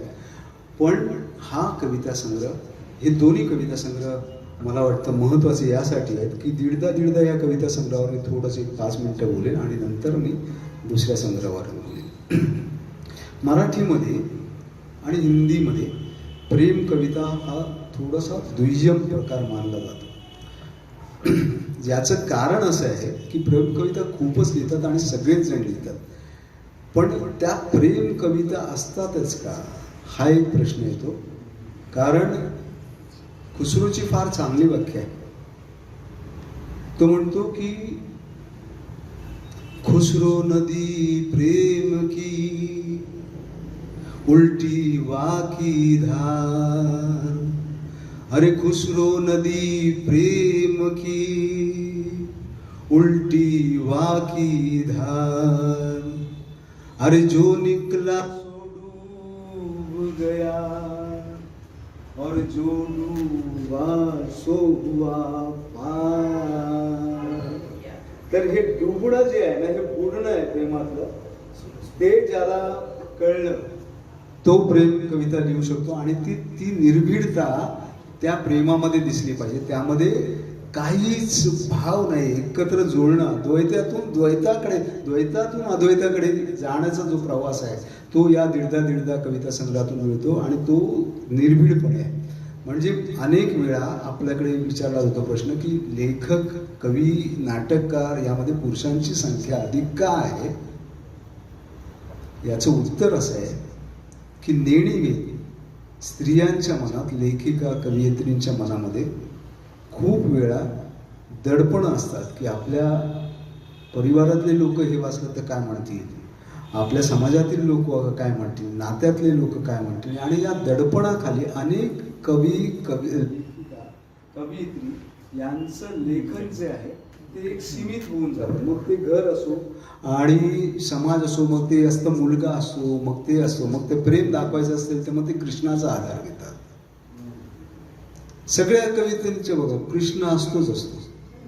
म्हणजे काय, मला त्याचं काळण करत नाही, पण ह्याचं या कविता संग्रहामध्ये कृष्ण नाहीच आहे. मला वाटतं आला असेल तर एकदा वगैरे आला असेल आणि ते अभावाने. आणि ती गोष्ट मला महत्त्वाची वाटते. तर त्यांनी कोणतीही बंधनं झुगारून, सगळी बंधनं, आणि अशाच लेखिकेकडून मोठ्या अपेक्षा केली जाऊ शकतात. आणि म्हणूनच कविता महाजन आपल्याकडे आली, मेघना पेटे आली. आता नवीन कवयित्री कथा वाचा तुम्ही तर मधुरा इंदापूर नावाची नागपूरची कथाकार आहे. अप्रतिम कथा आहेत आणि सगळी बंधनाच्या पलीकडे जाऊन लिहिणारी आहे. नाटककार म्हणून मनस्विनी लता रवींद्र यांची नाटकं तुम्ही वाचू शकता. या सगळ्या या बंधनांच्या पलीकडे गेलेल्या आहेत. आणि म्हणूनच मला वाटतं हा दीडदा हा कविता संग्रह मला महत्त्वाचा नेहमी वाटतो. कारण यातून शोध घेण्याचा प्रयत्न आहे. पुन्हा एक आहे की नुसत्या त्या प्रेम कविता नाही, त्यामध्ये त्या लिहितात एक शैलावत अति सुखावत मी तुझ्यावरच संपूर्ण विसावतो. शैलावत अतीव सुखावत, शब्दांची योजना पण बघा अप्रतिम केलेली आहे. मी पुढे ते सांगेनच की शैलावत अतीव सुखावत मी तुझ्यावरच संपूर्ण विसावतो. आणि तेवढ्या त्या क्षणापुरता तरी माझा शोध पूर्ण झालेला असतो.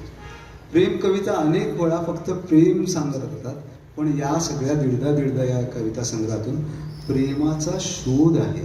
आणि या संग्रहात आणखी एक गोष्ट महत्त्वाची आहे की या संग्रहात प्रेम पूजा नाही आहे, प्रेम भक्ती नाही आहे, तो जगण्याचा एक सुंदर अनुभव आहे.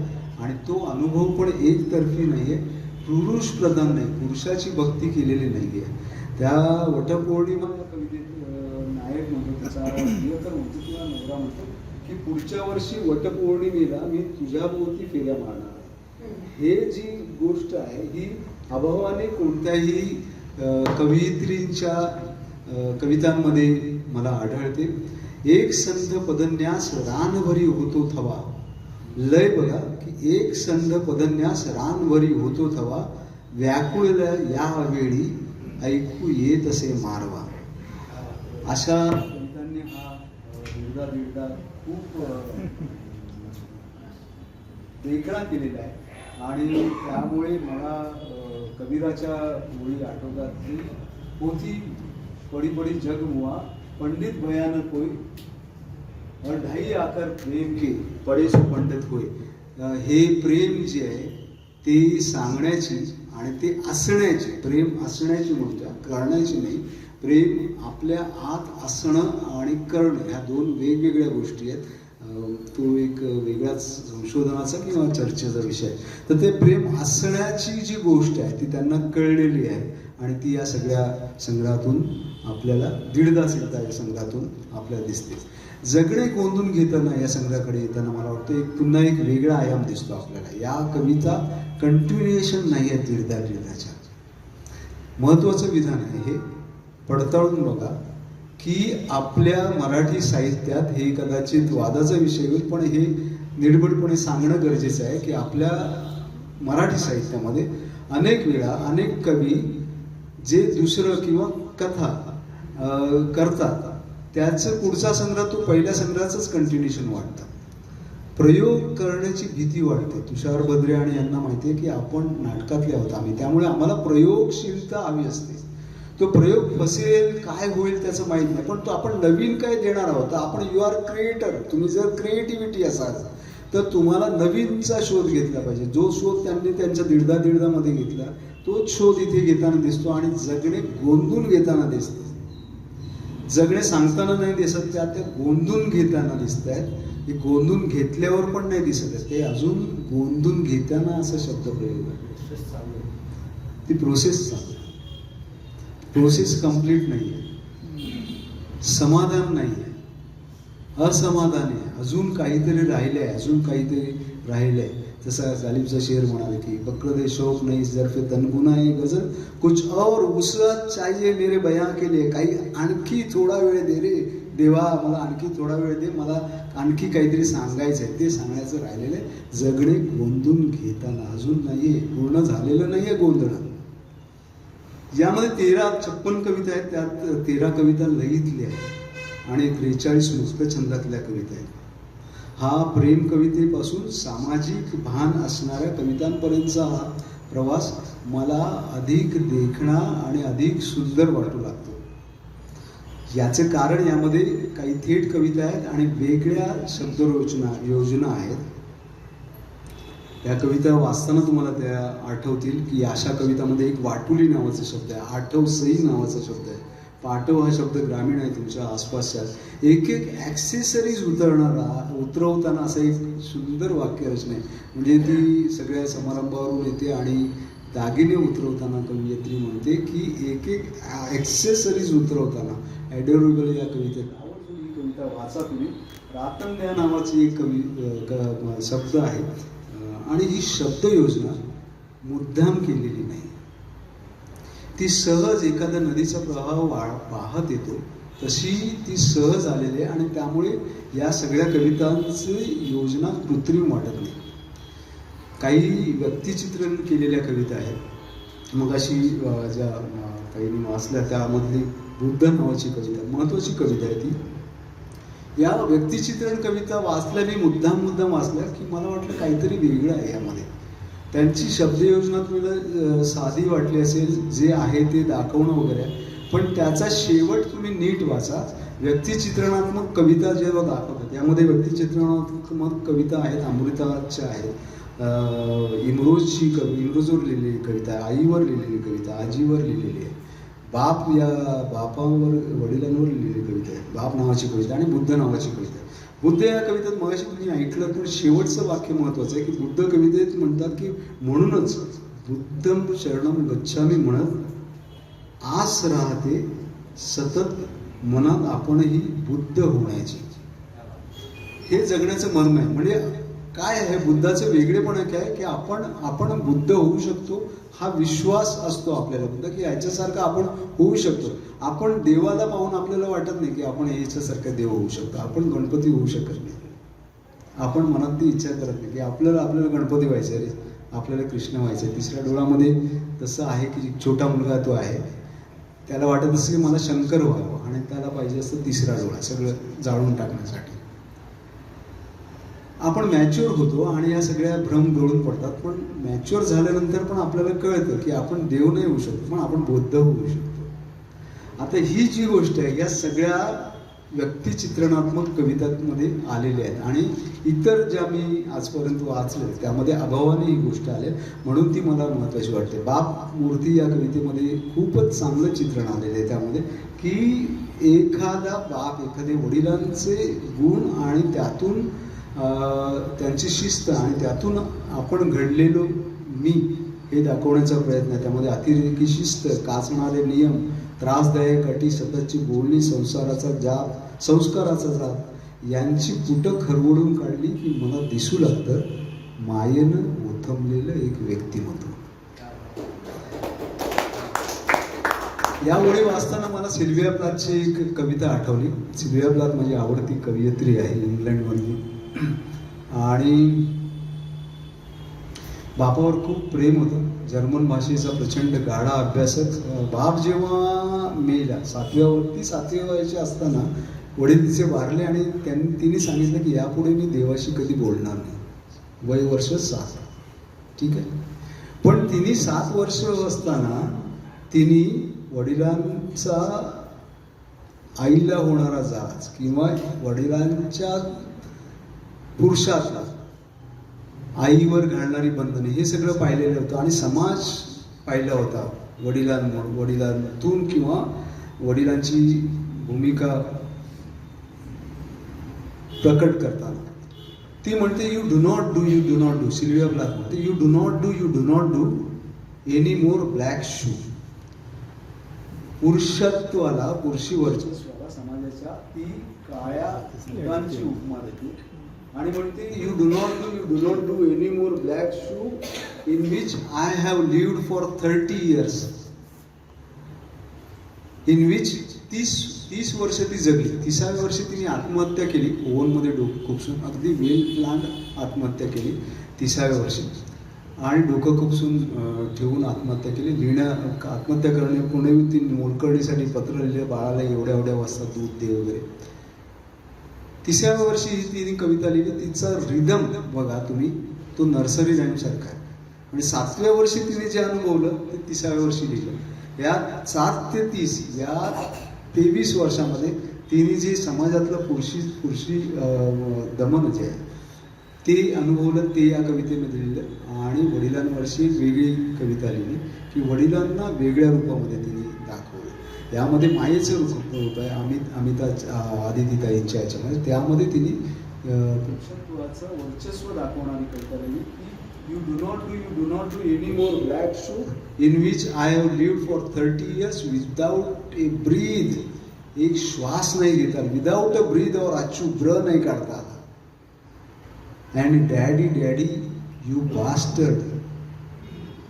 डॅडी पुरुषाला म्हणते किंवा पुरुषातल्या बापाला प्रत्येक बापाला daddy you bastard I am through. मी या सगळ्यातून मी गेलेली आहे म्हणून मी लिहू शकते. या कवितेत ते थोडंसं आलेलं आहे. म्हणजे अनेक वेळा काय होतं व्यक्तिचित्रण करताना आपण त्या माणसाला व्यक्तीला इतका देवत्वाला नेतो आणि ती कविता किंवा ते व्यक्तिचित्रण जे आहे ते खोटं वाटू लागतं. तसे या कवितेत झाले नाही. या सगळ्या कविता म्हणूनच खऱ्या वाटतात आणि म्हणूनच त्या मला महत्त्वाच्या वाटतात. शेवटचा मुद्दा मांडतो आणि मी थांबतो की लेखकाला कवीला मुळात मला नेहमी असं वाटतं की समाज कळला आहे का हे समजून घ्यावंसं वाटतं मला नेहमी वाचताना की तो समजून घेण्याचा तरी प्रयत्न करतोय का की तो प्रयत्न त्याचा दिसतो आहे का लेखनात. या सगळ्या 3 प्रश्नांवर मला वाटतं की या कविता वाचताना मला होकारार्थी उत्तर मिळतो की कोणताही मोठा लेखक पहा, कोणताही लेखक पहा, समाजमान्य लेखक पहा, अगदी ज्ञानेश्वरांपासून बेडकेळ सरांपर्यंत माने सर आहेत समोर इथे बसलेले किंवा शेक्सपियरपासून ओरान पामुकपर्यंत सगळे बघा. त्यांच्या लेखनामध्ये सातत्याने समाज दिसत राहतो, समाजभान दिसत राहते, समाजाप्रती असलेली कणव दिसत राहते, समाजातली दुःख दिसत राहतात आणि म्हणून ते जे लेखन आहे ते आपल्याला आपलं वाटू लागतं.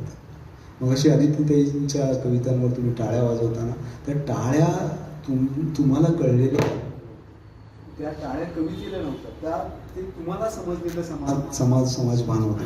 आणि म्हणूनच त्या कविता मला खूप महत्त्वाच्या वाटतात की अदिती काळनिक यांना समाज कळलेला आहे. त्या इतकं सगळे करत असतात, अगदी दुर्गम भागात जाऊन रोगांची शुश्रूषा, तिथल्या लोकांना सेवा देत असतात.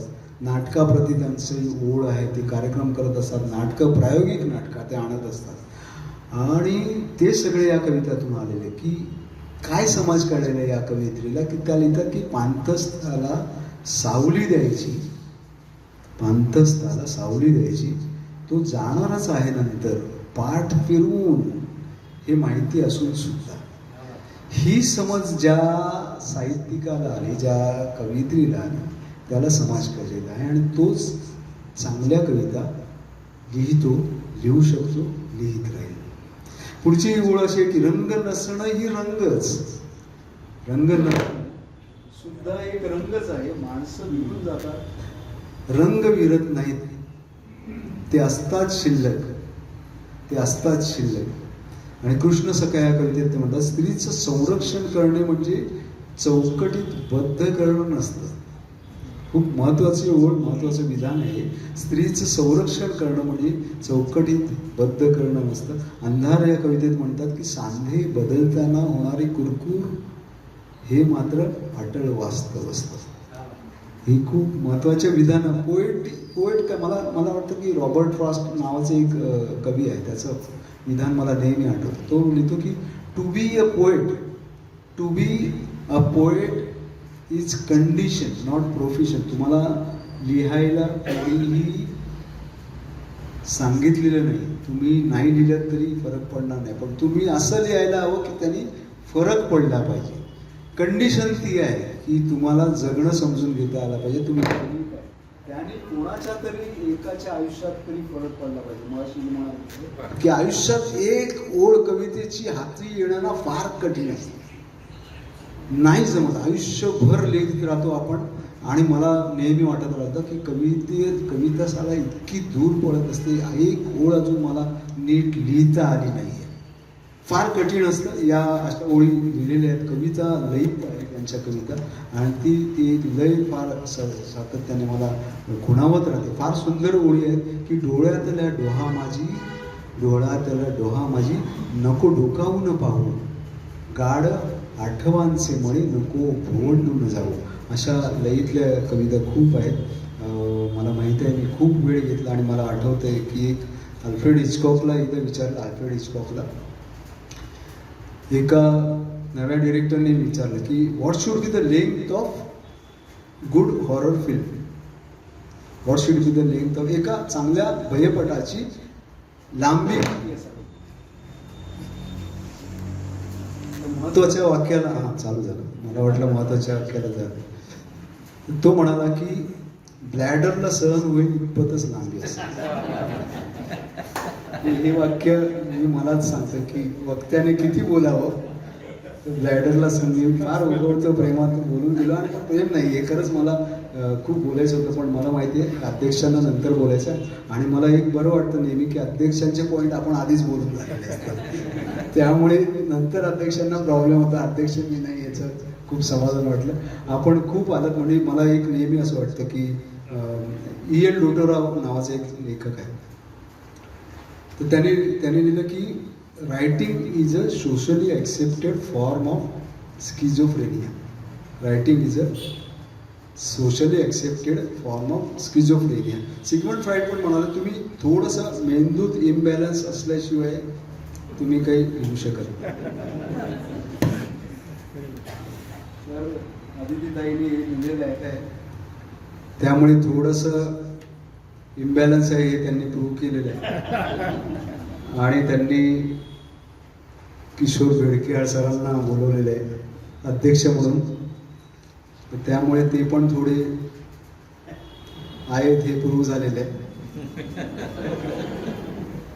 माने सर आहेत, बाबूराव शिंदे. आणि काय झालं की ते असं झाल्यावर आता हे पुस्तक प्रकाशन मध्ये हे पण म्हणजे त्यांना आवडतं स्किझोफ्रेनिक पाहिलं. यांनी पण सांगितलं की आता माझी 5 पुस्तकं प्रकाशन म्हणजे किती मोठं. आणि आता पुस्तक प्रकाशन झालं तर आता कोणाला बोलवावं, कोण आलं, कोण इतका वेळा कोण असेल तर किरण येलेला बोलवा. खूप वेळा किरण येले बोलवलं, किरण येले आले. आणि आता बाबा हा माणूस कोण बोलतोय आणि काय बोलणार हा वेळा, म्हणून ऐकायला कामधंदे सोडून आलेले किती वेळे असतात.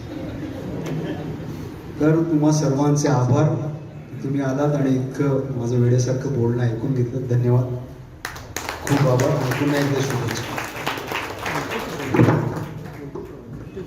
क्या बात आहे. किरण येले सरांनी जे कवितेचं आणि आदितीच्या कवितांचं जे विश्लेषण केलं ते अत्यंत लाजवाब आणि आपल्यापर्यंत पोहोचून ते सगळं मांडलं हे फार महत्त्वाचं आहे. सगळ्यात महत्त्वाचं म्हणजे आपण म्हणतो की काय ते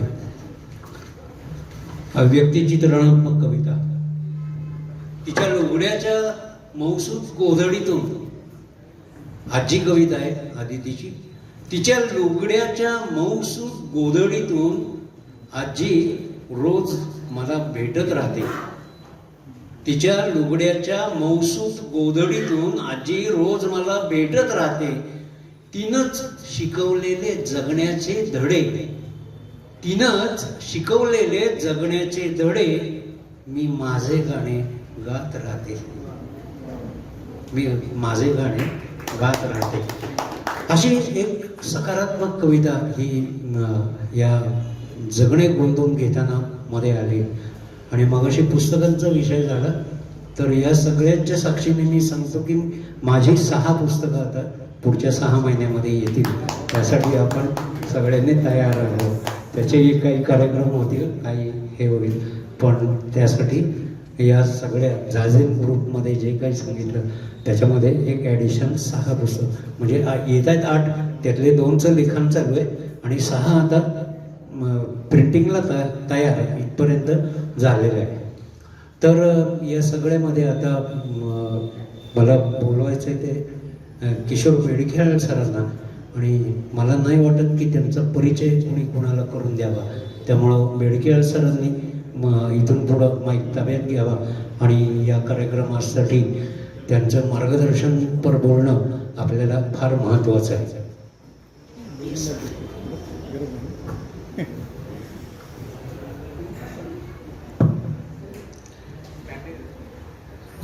मराठी कवितेमध्ये आदिती आता स्थिरावलेली आहे. पहिल्या संग्रहानंतर दुसरा संग्रह आला आणि तोही तितक्याच ताकदीचा आला, त्यामुळे तिथं स्थिरावणं आता नक्की झालेलं आहे. त्याच्यामध्ये किरण येले यांनी ज्या कवितांचा याच्यामध्ये उल्लेख केला आणि वारुंजीकरांच्या निवेदनामध्ये काही कवितांचा उल्लेख आला त्या मी माझ्या भाषणातनं वगळणार आहे. येल्यांनी जे सांगितलं भयपटाची लांबी किती असावी ते मी पथ्य पाळणार आहे. ते मी काही जास्त हे करणार नाही, त्याचं भय बाळगू नका. आणि तिसरी गोष्ट म्हणजे ज्ञानेश्वरांचा उल्लेख त्यांनी केला, एक तरी ओवी अनुभवावी असं आपण म्हणतो, तसं एक तरी कविता अनुभवावी आदितीची, हे आपल्या सगळ्यांसाठी एक फार महत्त्वाचं. हा जो संग्रह आहे याच्यात दिसणारी आदिती जी आहे ती गिरदामधली नाही, हे येले म्हणाले ते अगदी खरं आहे. या कवितेतली किंवा या संग्रहातली आदिती ही आदितीचं आदिरूप आहे असं माझं म्हणणं आहे. आदितीचंच आदिरूप आहे, कारण त्याच्यात पुरेपूर सामाजिक भान आहे आणि व्यक्तिगतता तुलनेनं कमी आहे. त्यामुळे यातल्या प्रत्येक कवितेला एक सामाजिक अनुभवाची जोड आहे जवळपास. काही कविता अपवाद वगळता कवितेमध्ये प्रयोगही बऱ्यापैकी केलेले आहेत तिनं, डॉट डॉट वगैरे या प्रकारची चिन्ह वापरून. गिरदामधल्या कवितेपेक्षा ही कविता वेगळी आहे, हे पुन्हा काही सांगायला नको वेगळ्याने. प्राधान्याने या कवितेच्या भोवती जर काय जाणवत असेल तर एक पुरुष सत्तेची छाया आहे. त्यातल्या अनेक सामाजिक कविता ज्या सामाजिक आहेत त्या इतरांच्या आहेत म्हणून सामाजिक म्हणतो, पण त्या स्त्रियांच्या कविता आहेत आणि निरनिराळ्या प्रकारच्या स्त्रिया तिनं पाहिलेल्या आहेत निरनिराळ्या अनुभवाच्या माध्यमातून. त्यामुळे या सगळ्यावर एक पुरुष सत्तेची छाया आहे. दुसरी छाया जी आहे या सगळ्या कविता एका संवेदनाशील मनाची टिपणं आहेत किंवा त्यांची अभिव्यक्ती आहे असंही म्हणायला काही हरकत नाही त्या ह्याच्यामध्ये. याच्यातल्या गुलमोहराचा उल्लेख केला. दीर्घामध्येही गुलमोहर आहे, पण याच्यातला गुलमोहर वेगळा आहे. दीर्घामधला गुलमोहर हा तिच्या एकूण प्रेम कवितेच्या संदर्भातला गुलमोहर आहे आणि जोडीदार गुलमोहराच्या पद्धतीनं व्हावा अशी तिची अपेक्षा होती. यातला गुलमोहर हा सुकलेला आहे आणि त्याला ती बळ देते, धीर देते आहे. त्यामुळे यातला गुलमोहर आहे तिनं त्या अर्थानं वेगळा रंगवलेला आहे आणि तो भावणार आहे. म्हणजे गुलमोहर असणं जेव्हा संपलेलं आहे तेव्हाच त्याला बळ देणं, ताकद देणं, हिरवं रक्त त्याचं उसळजू दे पानापानातून असं म्हणणं, हे सृष्टीची आणि कवीची जी एक तांजा आहे त्याच्याशिवाय हे होत नाही. त्याच्यामुळे याच्यातला गुलमोहर हा नक्कीच तिनं प्रयत्नाने वाढणारा आणि प्रयत्नाने वर जाणारा अशा तऱ्हेचा अपेक्षिलेला आहे. या कवितेमध्ये अनेक प्रकारचं हे आहे. म्हणजे आता कॅलेंडर कवितेचा मगाशी जिनं वाचली तिनं उल्लेख केला, तो काय मी परत करत नाही. पण याच्यामध्ये पती पत्नीच्या नात्यांची एकरूपता जी आहे ना त्याचं फार सुंदर चित्रण आलेलं आहे. वंदना मुकेलांनी प्रस्तावाने त्याच्यातल्या शेवटच्या कडव्याबद्दल थोडंसं मत वेगळं व्यक्त केलंय, पण ते जरी बाजूला ठेवलं आणि त्यांचं म्हणणं एका अंगाने खरं आहे की कविता जिथे संपायला हवी तिथे संपायला हवी. कवीनं कवितेवरच पुन्हा भाष्य केलं तर मग कवितेचं हे निघून जाईल. त्या अर्थानं पण ती कविता फार सुंदर आहे. म्हणजे त्यातल्या उभय नात्याच्या मध्ये काय काय अपेक्षित आहे आणि काय काय आहे हे सगळं तिनं मांडलेलं आहे. कवितेला एक तत्वज्ञानाचा पण सूर आहे.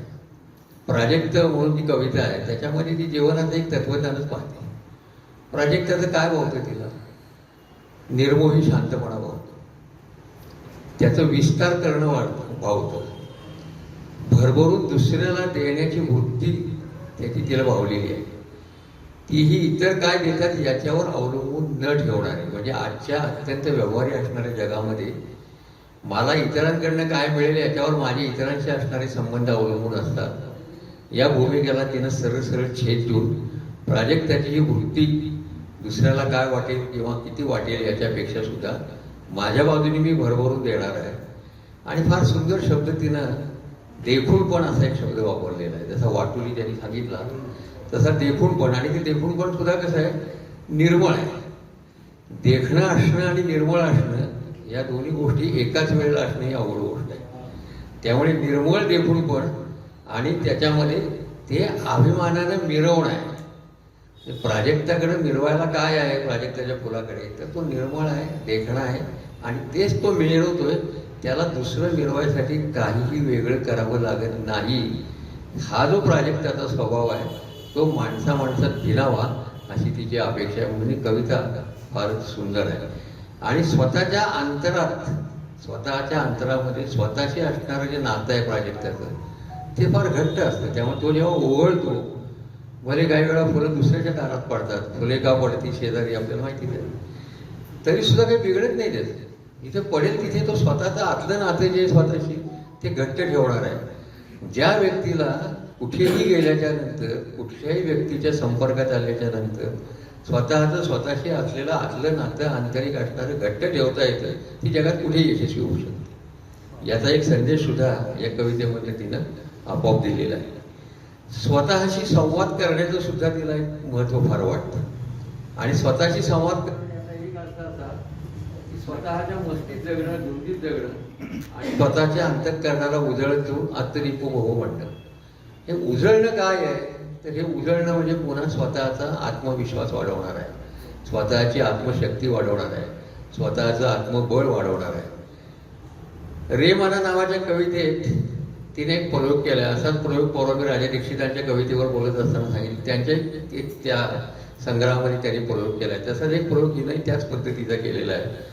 काढव्याचा शेवट आणि पुढील काढव्याची पहिली ओळ अशा पद्धतीचा तिने एक प्रयोग करून पाहिलेला आहे आणि त्याच्यातही ती मनाशी संवाद करते. आता आलेख नावाची जी कविता आहे ती मात्र स्थिमित करणारी आहे, भयचकित करणारी आहे म्हटलं तर, आणि आपल्या काळजावर चरे उमटवणारी आहे. भोवतालाच आपल्या अनेक घटना आजूबाजूला घडत असतात, त्यात क्रौर्य असतं, बऱ्याचदा वर्तमानपत्रामध्ये मीडियामध्ये आपण बातम्या ऐकतो वाचतो, तर एका सेकंदासाठी आपण अरे वगैरे म्हणतो आणि दुसऱ्या क्षणाला आपण विसरून जातो, कारण माध्यमांची रचना पण आपल्या अशीच आहे. हे दुःखाची एखादी बातमी सांगितल्यानंतर श्रीखंडाची जाहिरात सुद्धा माध्यमामध्ये येते. हा जो निर्लज्जपणा माध्यमांच्या रचनेमध्ये आहे तसा आपल्या जाणीवांचंही झालेला आहे. क्षणभर अरे म्हणतो आणि सोडून देतो, ती नेमका तोच धागा पकडते. भोवतालात घडणाऱ्या अनेक क्रूर घटना तिनं उदाहरणं दिली, निर्भया आणि मणिपूर. हे तर काय, ही उदाहरणं दिल्यानंतर कर बोलती बंद व्हायला पाहिजे. या काळजामध्ये कल्लोळ उठवतात आणि पुढची पिढी कशी घडवायची या वातावरणात हा तिला पडलेला प्रश्न आहे. याच्यातनं तिची नुसती आई डोकावत नाही तर एक जबाबदार नागरिक डोकावतो. कारण पुढे ती असं म्हणते की माझ्या स्वप्नातील भारत केव्हा साकारणार. हे भारत काय आहे, भारताबद्दलचं काही एक तिचं म्हणणं आहे, तिच्या स्वप्नामधला भारत आहे. आणि तो कसा घडेल या घटना अशाच घडत राहिल्या तर त्याच्यात तिला संवाद बांधायचा अनुभव आहे, यांत्रिक नात्यांचा अनुभव आहे. उद्या काय हा भविष्यात पडणारा प्रश्न आहे. एकाच कवितेमध्ये केवढा भोवताल ती पकडते आणि किती प्रश्न उभी करते, ही जी तिची ताकद आहे या अनेक कवितेमध्ये पुरेपूर आपल्याला तिची ओळख पडते. निसर्गरीत्या आणि जगणं याची तुलना कधी आपण साधारणतः करावी असं आपल्याला वाटत नाही, पण तिने ती मुद्दाम केली आहे. निसर्गात वाढणाऱ्या वेली असतील, फुलं असतील, त्याचा जीवन प्रवास असेल, अनुभवाने होणारी नात्यांची माणसांच्या जीवनाची ओळख असेल आणि ओळखीला वयच काय आयुष्यही असतं, अशी एक तत्वज्ञानात्मक ओळ ती त्या कवितेमध्ये सहजपणे लिहून जाते.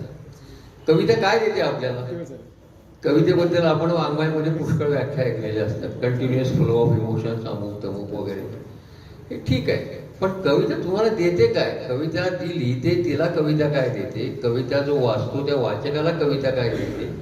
या दोन्ही अंगाने विचार केला तर कविता काय देते तिने लिहिले पहा. अक्षर गणगोत एवढा महत्वाचा शब्द आहे पहा. कवितेनं तुम्हाला एका अक्षर गणगोतात आणून ठेवलेलं असतं. तुमची एक भावकी तिने निर्माण केलेली असते आणि त्या भावकीशी तुम्ही जोडले गेलेले असतात त्या ह्याच्यात. हा अक्षर गणगोत आहे तिच्या कवितेत. जीवाशिवाचे सोहळे आहेत, त्याचबरोबर तरळणाऱ्या संवेदनांचं पीक अंतःकरणात आणण्याची ताकद आपल्या कवितेमध्ये असते. काही वेळेला ती ओसारपणाही देते, उर्मीचे मोहळे उमटवते, नात्यांची वर्दळी अनुभव देते, प्रसिद्धी देते, कीर्ती देते. तिच्या प्रती कृतज्ञता व्यक्त करून ती या कवितेविषयी लिहिते की शेवटी कविता आयुष्यात आल्यामुळे काय होते आणि काय देते. हा प्रत्येकाने एक आपला अनुभव कविता वाचणाऱ्याने किंवा लिहिणाऱ्याने ताडून बघायला हरकत नाही असं मला वाटतं. मुलीवरची जी बंधनं आहेत, मी म्हटलं स्त्री पुरुष किंवा पुरुष सत्तेची छाया आहे, ती कशी असते पहा.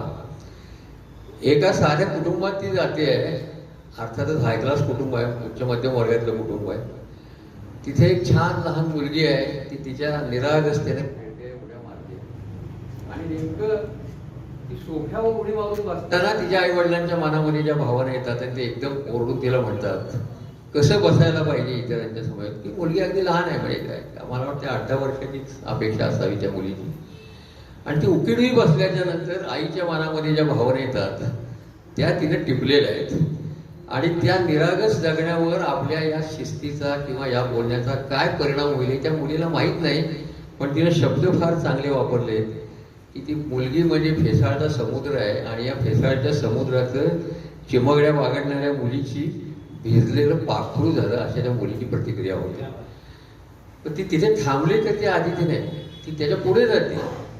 पुढे जाऊन तिला असं म्हणते हे काय आहे, हा कसला अनुभव म्हणायचा, हे कसलं पालकत्व म्हणायचं. कारण तिच्या डोक्यात पालकत्व भिनलेलं आहे. आणि हे पालकत्व कसलं आहे, असे जर पालक असतील तर मुलींच्यावर उठता बसता येणारी जी बंधनं आहेत त्या बंधनांनी या मुलींचं आयुष्यात पुढे काय होणार. लहानपणी ज्या फुलपाखरासारख्या उभरणाऱ्या मुली आहेत त्या पुढे जाऊन एका साच्यात घातल्यासारख्या जाणार आणि त्या साच्यामध्ये त्यांच्या व्यक्तिमत्वाचं वाटोळ होणार. याचं एक सूचन तिने या कवितेमध्ये आपल्याला दिलेलं आहे. सासरी जाणाऱ्या मुलीच्या बद्दलची विहीरभूर ही कविता ही फार महत्वाची आहे सामाजिक अंगाने पाहिली तर. सासरी गेलेली आहे मुलगी, ठीक आहे, तिथे गेल्यानंतर ती त्या घराशी स्वतःला जमवून घेते, ॲडजस्ट करून घेण्याचा प्रयत्न करते आहे. ॲडजस्ट करून घेता घेता तिची काही परवड होते आहे आणि तिच्या जीवनात तिच्या अंतःकरणामधल्या ज्या हाका आहेत त्या काही फार कोणाला ऐकू येत नाही. ती प्रयत्न करते आहे, पण सगळेच एका बाजूनी रीती आणि रूढी यांच्या रिवाजामध्ये जायबंदी झालेले आहेत, त्यांच्या संवेदनशीलता संपलेल्या आहेत. आणि अशा वेळेला ती मुलगी विहीर जवळ करते. तिचं लग्न होण्याचा जो प्रसंग तिने लिहिला आहे त्याच्यामध्ये त्याची उपमा इतकी छान आहे. इकडची शेळी इकडच्या दावणीला बांधावी तर तिचं लग्न. म्हणजे या घरातनं उठली त्या घरात गेली, पण शेळीसारखी कोणीतरी उचलली दुसऱ्याकडच्या दारात घेऊन बांधली. स्वतःचं अस्तित्व तिला नाही, अस्तित्व दाखवण्याचा प्रयत्नही ती करत नाही. आणि मग ती लिहिते की ही जी स्त्री आहे ही पाकळ्या मिटून घेत राहिली, गुमान देखणं गवत फूल होत राहिले. गवत फूल झाले, आता त्याला काहीच नाही, कोणाच्या पायाखाली टाचेखाली गवत फूल येऊ शकतं असं काळी चिरणारं वर्णन ती करते. आणि ऐकू न येणाऱ्या अर्थहाका याचं भेदक चित्रण करून अस्वस्थ करणारी कविता आपल्या पोढ्यामध्ये ठेवते. मगाशी यांनी रॉबर्ट फ्रॉस्टचा उल्लेख केला. रॉबर्ट फ्रॉस्टने चांगल्या कलाकृतीचं एक लक्षण सांगितलंय, जी कलाकृती वाचल्यानंतर तुम्हाला प्रचंड थकवा येतो, सांकेतिक थकवा असं तो म्हणतो, प्रचंड थकवा येतो आणि एक प्रचंड अस्वस्थता येते, ही कलाकृती उत्कृष्ट आहे असं रॉबर्टचं म्हणणं आहे. मला वाटते आधी जी कविता आहे वीरभूल ती त्या रॉबर्ट फ्रॉस्टच्या म्हणण्यामध्ये बसण्यासारखी कविता आहे. आठवणींच्या कविताबद्दल बोलत नाही, त्याच्याबद्दल हे बोलले, पण एक मनस्विनी म्हणून जी कविता आहे ती जोडीदार आणि ती यांच्यातल्या संबंधाची कविता आहे. असा जोडीदार आपल्याला हवा की जो आपल्या देहबोलीच्या पलीकडे जाऊन आपल्याशी बोलू शकेल, आपल्याशी संवाद करू शकेल. अशा प्रकारच्या जोडीदाराची अपेक्षा आणि त्याचा झालेला भंग आणि जोडीदाराची आलेला जो अनुभव आहे तो देहस्वी असा अनुभव आहे. म्हणजे जोपर्यंत ती मिठीत आहे, तिला काही सांगायचं असेल, तिला काही बोलायचं असेल, याहीपेक्षा तिनं लिहिल्याप्रमाणे त्याची बोटं नको तिथे तात्पडायला जातात आणि देहस्वी अनुभव घ्यायला जातात. त्या क्षणी तिच्या अपेक्षांवर पाणी पडतं आणि त्याच्या वेल्हाळ म्हणतेनं गाळावा तिच्या मनाचा तळडोह अशी तिची प्रतिक्रिया होती. निव्वळ माणूस पण राहावं फक्त आधार ही तिची अपेक्षा आहे. श्याम मनोहरांच्या कादंबऱ्या जर तुम्ही वाचल्या तर त्याच्यामध्ये असं त्याचं हे म्हणणं आहे की माणूस निव्वळ माणूस का असत नाही, क्रिमिनल निव्वळ क्रिमिनल का असत नाही. ते क्रिमिनल असण्याला माणसाला जागा आहे, माणूस असण्याला क्रिमिनल असण्याचा जागा आहे. तसा हा माणूस निव्वळ का आपल्याला घेता येत नाही. निव्वळ माणूस पण राहावं फक्त आधार, जोडीदाराच्या मर्यादा या दो जिस्म हेच खरं त्याचं अंतिम सत्य. अशी प्रगल्भतेची अपेक्षा विरुद्ध आदिम वासनांचा हा संघर्ष तिनं जोडीदाराच्या संदर्भामध्ये व्यक्त केलेला आहे. माहेर ही जी कविता आहे ती बोलीभाषेतली कविता आहे. कविता चांगलीच आहे आणि माहेरची ओढ त्यातनं व्यक्त होते, पण सगळी कविता बोलीभाषेत लिहिताना मध्येच दोन ओळी ती नागर भाषेमध्ये लिहून जाते. जाई जुई झुले सुगंध सांडीचं. मला वाटते हे का आलं तर तीच सांगू शकेल, पण सगळी बाकीची कविता बोलीभाषेमध्ये आलेली आहे. पोर नावाच्या एका कवितेमध्ये समाजाच्या अपेक्षांचं ओझे घेऊन वाढणारी आणि वागणारी पोर तिनं तिथे चित्रण केलंय. विवाह झाल्यानंतर पाहता पाहता रीतिरिवाजात रूढीत बंदिस्त होणारी पोर, याची ही त्याची ती, म्हणजे याची नणंद आहे, तिची आत्या आहे, तिची मामी आहे, या सगळ्या नात्यामध्ये ती अडकते. परंपरेचं दडपड, अगतिकता आणि अपेक्षा भंग नको म्हणून संसारापुरतं पाहणं. आता अपेक्षा भंग कोणाचा होणार आहे? सासू सासरे, सासरची माणसं. आणि तो का व्हायचा नाही, का होऊन देता कामा नाही, तर तिच्या आईबापाला असं वाटलं पाहिजे की आम्ही भाग्यवान आहोत, आमची पोर अशी राहिली नाही, ती व्यवस्थित वागली. ती व्यवस्थित वागणं म्हणजे स्वतःला मिटवून घेणं, हे तिनं कवितेमध्ये सुंदर पद्धतीनं अधोरेखित केलंय. इथे मला राजा राममोहन रॉयच्या लेखनाची आठवण आहे. तुम्ही म्हणाल त्या रॉयचा काय संबंध आहे? सतीबंदीच्या वेळेला त्यात असं म्हणलं होतं की ही प्रथा बंद होणं यासाठी आवश्यक आहे, कारण इथे स्त्रियांना स्वतःचं अस्तित्व स्वतःसाठी नाही हे या परंपरेचं म्हणणं आहे. तिचं अस्तित्व कोणासाठी आहे? नवऱ्यासाठी आहे. नवऱ्याच्यासाठी तिचं अस्तित्व असल्यामुळे नवऱ्याच्या पलीकडे तिला कुठलीही कर्तव्य नाही. म्हणून भारतातल्या सामाजिक कर्तव्य नाही असं राजाराम मोहन यांनी गाडीला लिहिलेल्या पत्रामध्ये. आणि तिचं अस्तित्व मिटवणं नवऱ्यानंतर हे मग स्वाभाविक बनतं. म्हणून तुम्ही तिला सतीच्या टीकेमध्ये ढकलता आणि ढकलणं अन्यायकारक आहे. तेव्हा तिच्या अस्तित्वाचं हे ज्ञान भान तिला द्यायचं असेल तरी सतीची प्रथा तुम्हाला बंद करायला लागेल. या विचारांची मला या कवितेचं चांगले वाटते. साडी नेसतानाची कविता दिसते साधी, पण कितीतरी गोष्टी स्वतःला समजावून घ्यायच्या आणि नव्या दिवसाला सिद्ध व्हायचं. ते जे दडपण सतत श्री मनावर आहे ते दडपण त्याच्या तिने व्यक्त केलं. पदर न घसरणं या गोष्टीचं महत्त्व त्या कवितेने अधोरेखित केले. पदर न घसरण्यावरनं मला एक प्रसंग मी कॉलेजच्या जीवनात असताना आठवला.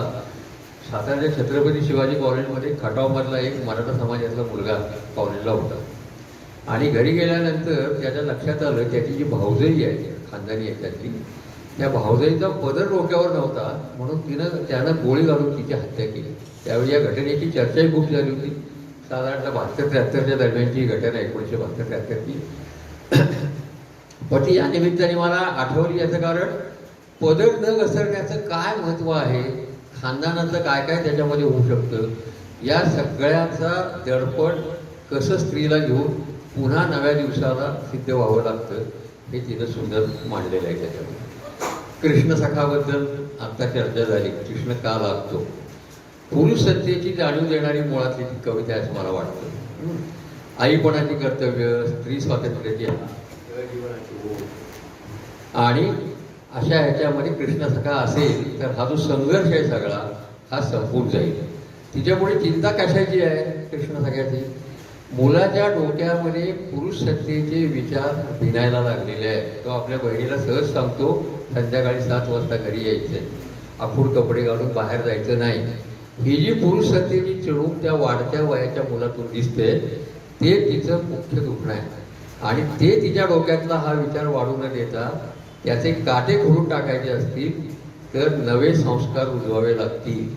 आणि स्त्री रक्षणाबद्दल तर यांनी वाचूनच दाखवलं, पण कृष्णसखा घरोघरी बांधला पाहिजे याचं मात्र तिनं महत्त्व अधोरेखित केलं. कृष्णसखा का? ते कृष्ण आणि द्रौपदी यांचं नातं जर आपण आठवलं तर त्याच्यात एक महत्त्वाची गोष्ट आहे. कृष्ण सातत्यानं तिच्या पाठीशी आहे आणि कोणत्याही अपेक्षेशिवाय पाठीशी आहे. कोणत्याही अपेक्षेच्या शिवाय पाठीशी असणारा पुरुष हा कोणत्याही दडपणा जाणाऱ्या स्त्रीला केवळ आपल्या आयुष्यात असावं असं वाटणं कृष्णसखा म्हणून हे स्वाभाविक आहे. कृष्णाचं दुसरं वैशिष्ट्य आहे म्हणजे भारतीय परंपरेकडे जर पाहिलं तर राम आणि कृष्ण या दोन्हीचा उल्लेख वारकरी संप्रदायात रामकृष्ण हरी असं का म्हणतो आपण? राम हा मर्यादा पाळणारा पुरुषोत्तम आहे आणि कृष्ण हा प्रसंगी मर्यादा तोडणार आहे. मर्यादा पाळायची कुठे आणि मर्यादा तोडायची कुठे याचं कॉम्बिनेशन राम आणि कृष्णाचं आहे. इथं तिला अभिप्रेत असलेला कृष्णसखा नुसता तिच्या पाठीशी नाही, प्रसंगी मर्यादा तोडून जो तिला त्रास देतोय त्याला वठणीवर आणणारा सुद्धा असला पाहिजे.